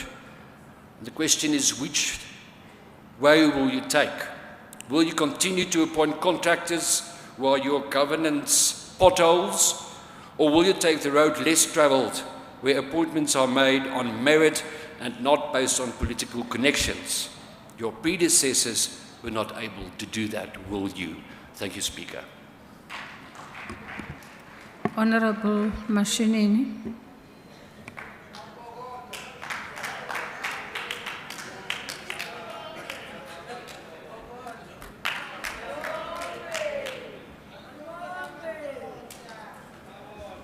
Okay, e re le nna ke palame. Motsamaisi wa dipuisano e re ke lebohe haholo ka sebaka sena se o mfileng sona. Ke dumedise hape le mopremiri wa province ya Freistata, maloko ohle a executive council kaofela, hlooho tsa mafapha tse teng kwano, Lieutenant General, hangata re etsa diphoso re general, it's Lieutenant General, Motswenyane le team ya hae kaofela, Provincial Commissioner Memutli Correctional Services, SANDF e teng kwano moemedi wa yona, bo majoro bohle ba teng kwano le di speakera, di stakeholders tse teng kwano kaofela ha tsona, bomme le bontate setjhaba sa kwano Matlakeng le mabapi. Zastron ka Sesotho sa bo rona ke Matlakeng. Motsamaisi wa dipuisano, letsatsing la kasheno lena re iphumana re le kwano Matlakeng jwalo ka ntlo ya ketsamolao. Ke batla hore ho wena motsamaisi wa dipuisano ke a leboha ka sebaka sena se o mfileng sona kgweding ena ya basebetsi ba lefatshe le petjo ke hore basebetsi ba lefatshe kopanang hore le kgone ho tseka ditokelo tsa lona. Ha ke qala diphisanong tsena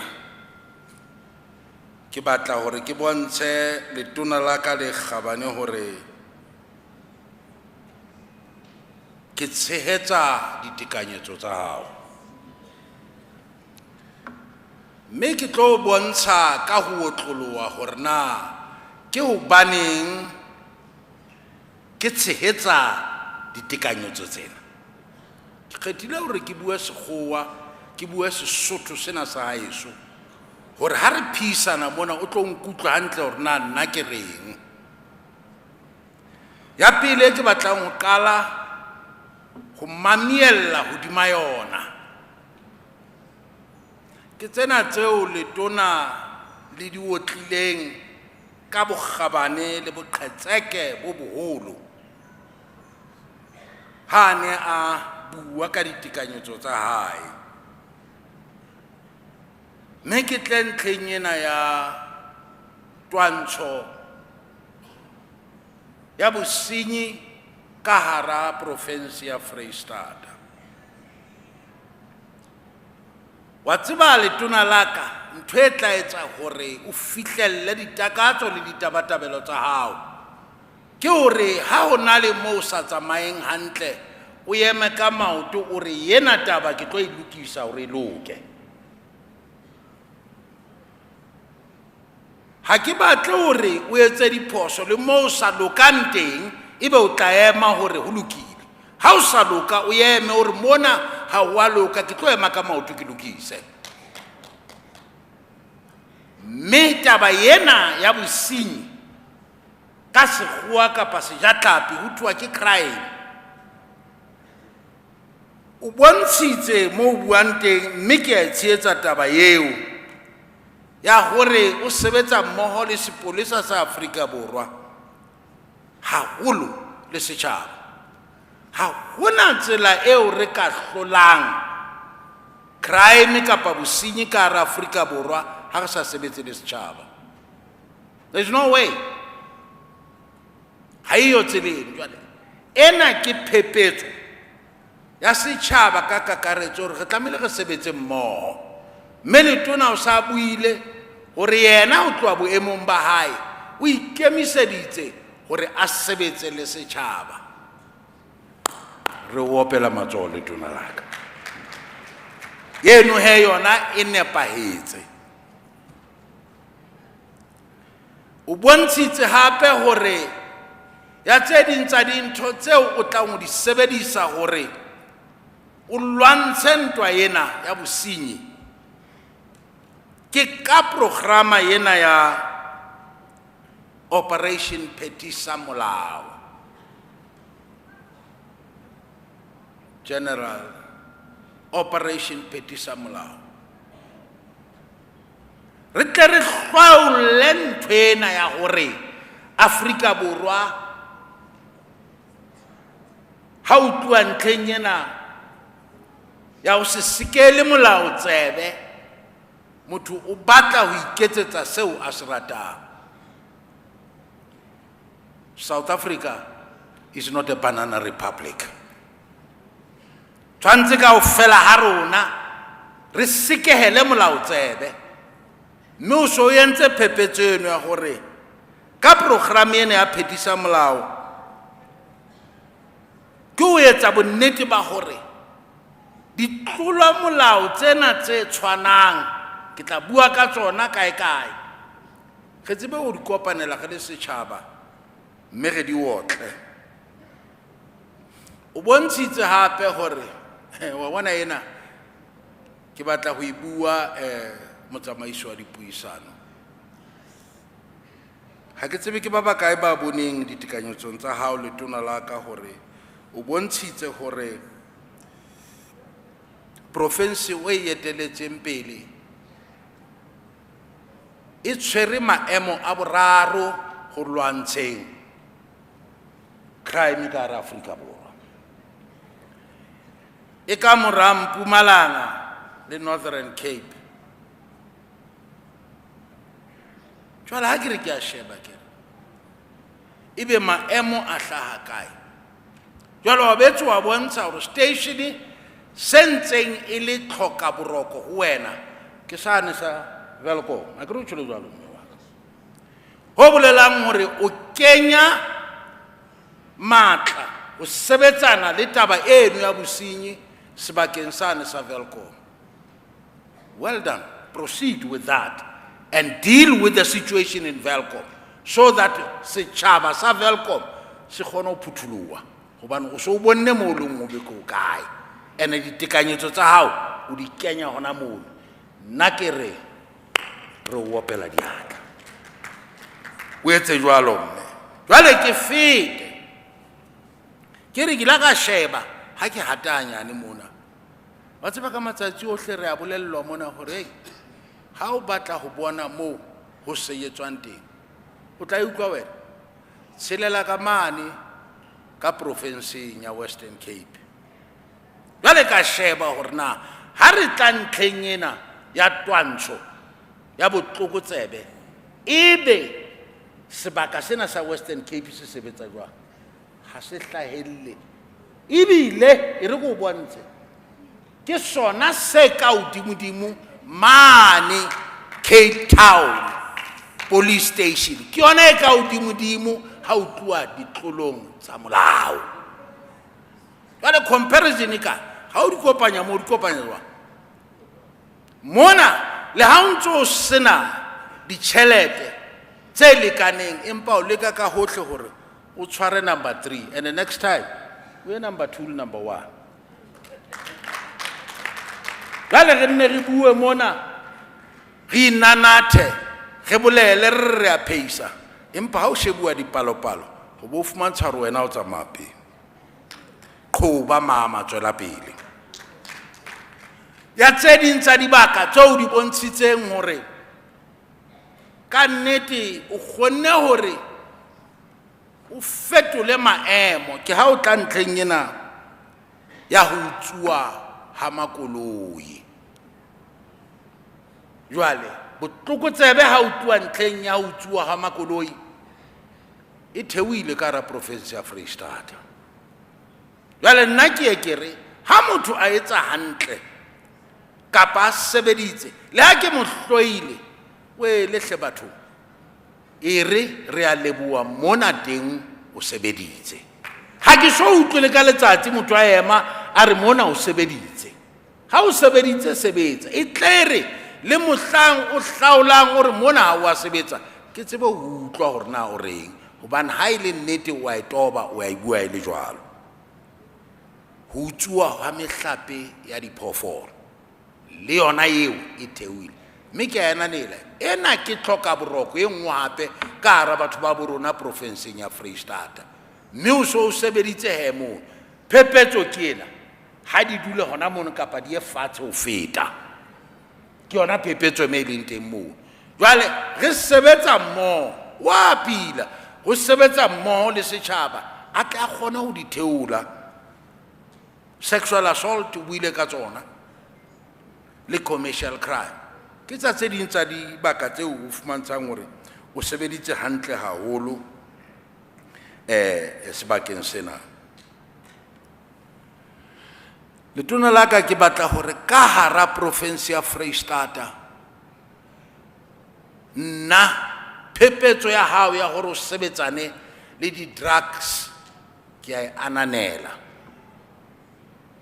Bomme le bontate ba menngweng kwana nthwena ya di drugs ke bothata hle. Ha re ka ra ema ka maoto ga tshehetsa mmuso twantshong ya dithethefatse re tla be re boloka bokamoso ba bana ba rona. Mme ke a e tshehetsa he le taba eo ya hore ka nnete hona moo mme tshwara thipa ka bohaleng. Ha o fihla hona mono o tlo tshwara thipa ka bohaleng. Now o bona ka nako nngwe se ka tetebetsa batho le ha ba sebeditse hantle. Sepolesa se haufi tjena mo sile sa tshwara batho ba ka bang 205 mo premier 205. Ha ba qeta ho ba tshwara ba ya ka di tlolo tsa molao tse fapafapaneng ka Operation Vuthu Hawe. Operation Vuthu Hawe ba fihla ba tshwara ba bang ba batho ba tshwerweng moo ke batho ba ntseng ba batluwa ka dipolao. Mme ke a tseba batho ba bang ba tlo ema mona ba re ha o etse letho ha o tluwa ntlheng ya dipolao. Ripoto ke ena e re ho na le batho ba tshwereng ba entseng ditlolo tsa dipolao ebile hape ba ntse ba tswela pele ba etsa dintho tsa di attempted murder. It's a good work towards the good direction. Jwale le ha o sebetsa o sa kgone ho fihlella mane mara ke nahana report ena ya hao speech sao se a bontsha hore ha wa dula fela. Jwale ka nako nngwe ha o le opposition so o se etsang o oppose le mo motho a leng rekgeteng o fellwa ke ditaba hore na o reng hobane jwale ha o batle ho ropa ke nnete ena o e bonang e le teng. Road traffic. Yeah, thank you very much.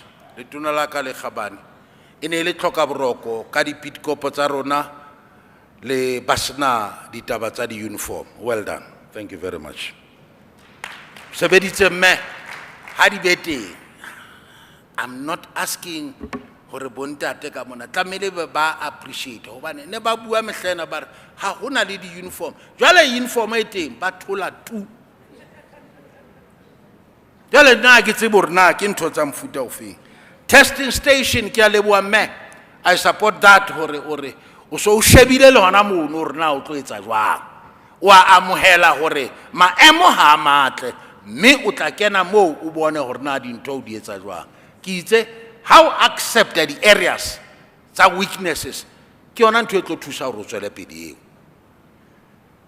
Ke fete mono ke tle ditseleng ke lo qetella jwang. Ha ke fihla ditseleng mona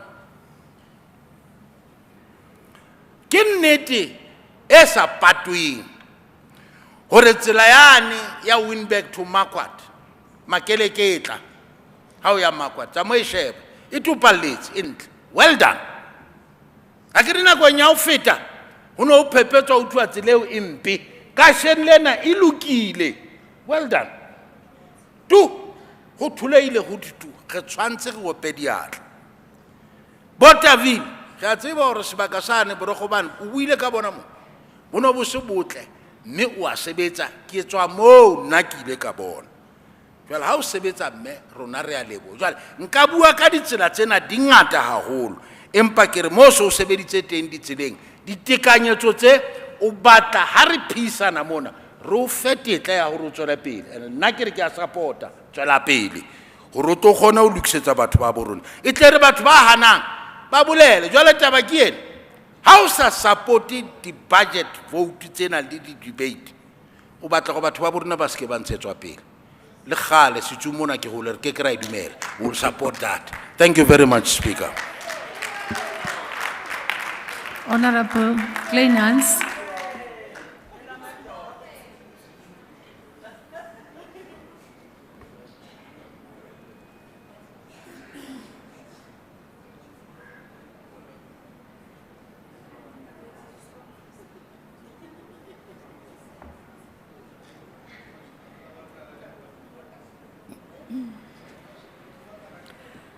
Honourable Speaker, I would just like to acknowledge the leadership of the police in the Free State who are present today. Thank you very much for making the time. Honourable Speaker, the last crime report for the Free State showed that the police in the province are losing the battle against crime. We saw massive increases in various categories of crime. Murder is up 13%, common robbery up 29%, sexual offences up 65%, and drug-related crime up 53%. Speaker, let us look at how the Free State is responding to this crisis, which is devastating our communities. And in fact, we see very little in the way of decisive action. There are three main problems facing the police all over the country. Firstly, we know from reports in Parliament that our police numbers have been decimated over the past 10 years. We are currently working with just over half of the manpower we need. 1,000 new recruits were deployed earlier this year. These are basically interns who are still receiving on-the-job training and cannot replace dedicated career policemen with years of experience. In the DA-run city of Cape Town, in cooperation with the province, almost 2,000 highly trained LEAP officers were appointed over the past 3 years to work with and assist the police in crime prevention, and the effect of their deployment has been spectacular. Langa, which used to be the murder capital of South Africa, has seen a drastic decline in the murder rate. Mooifontein saw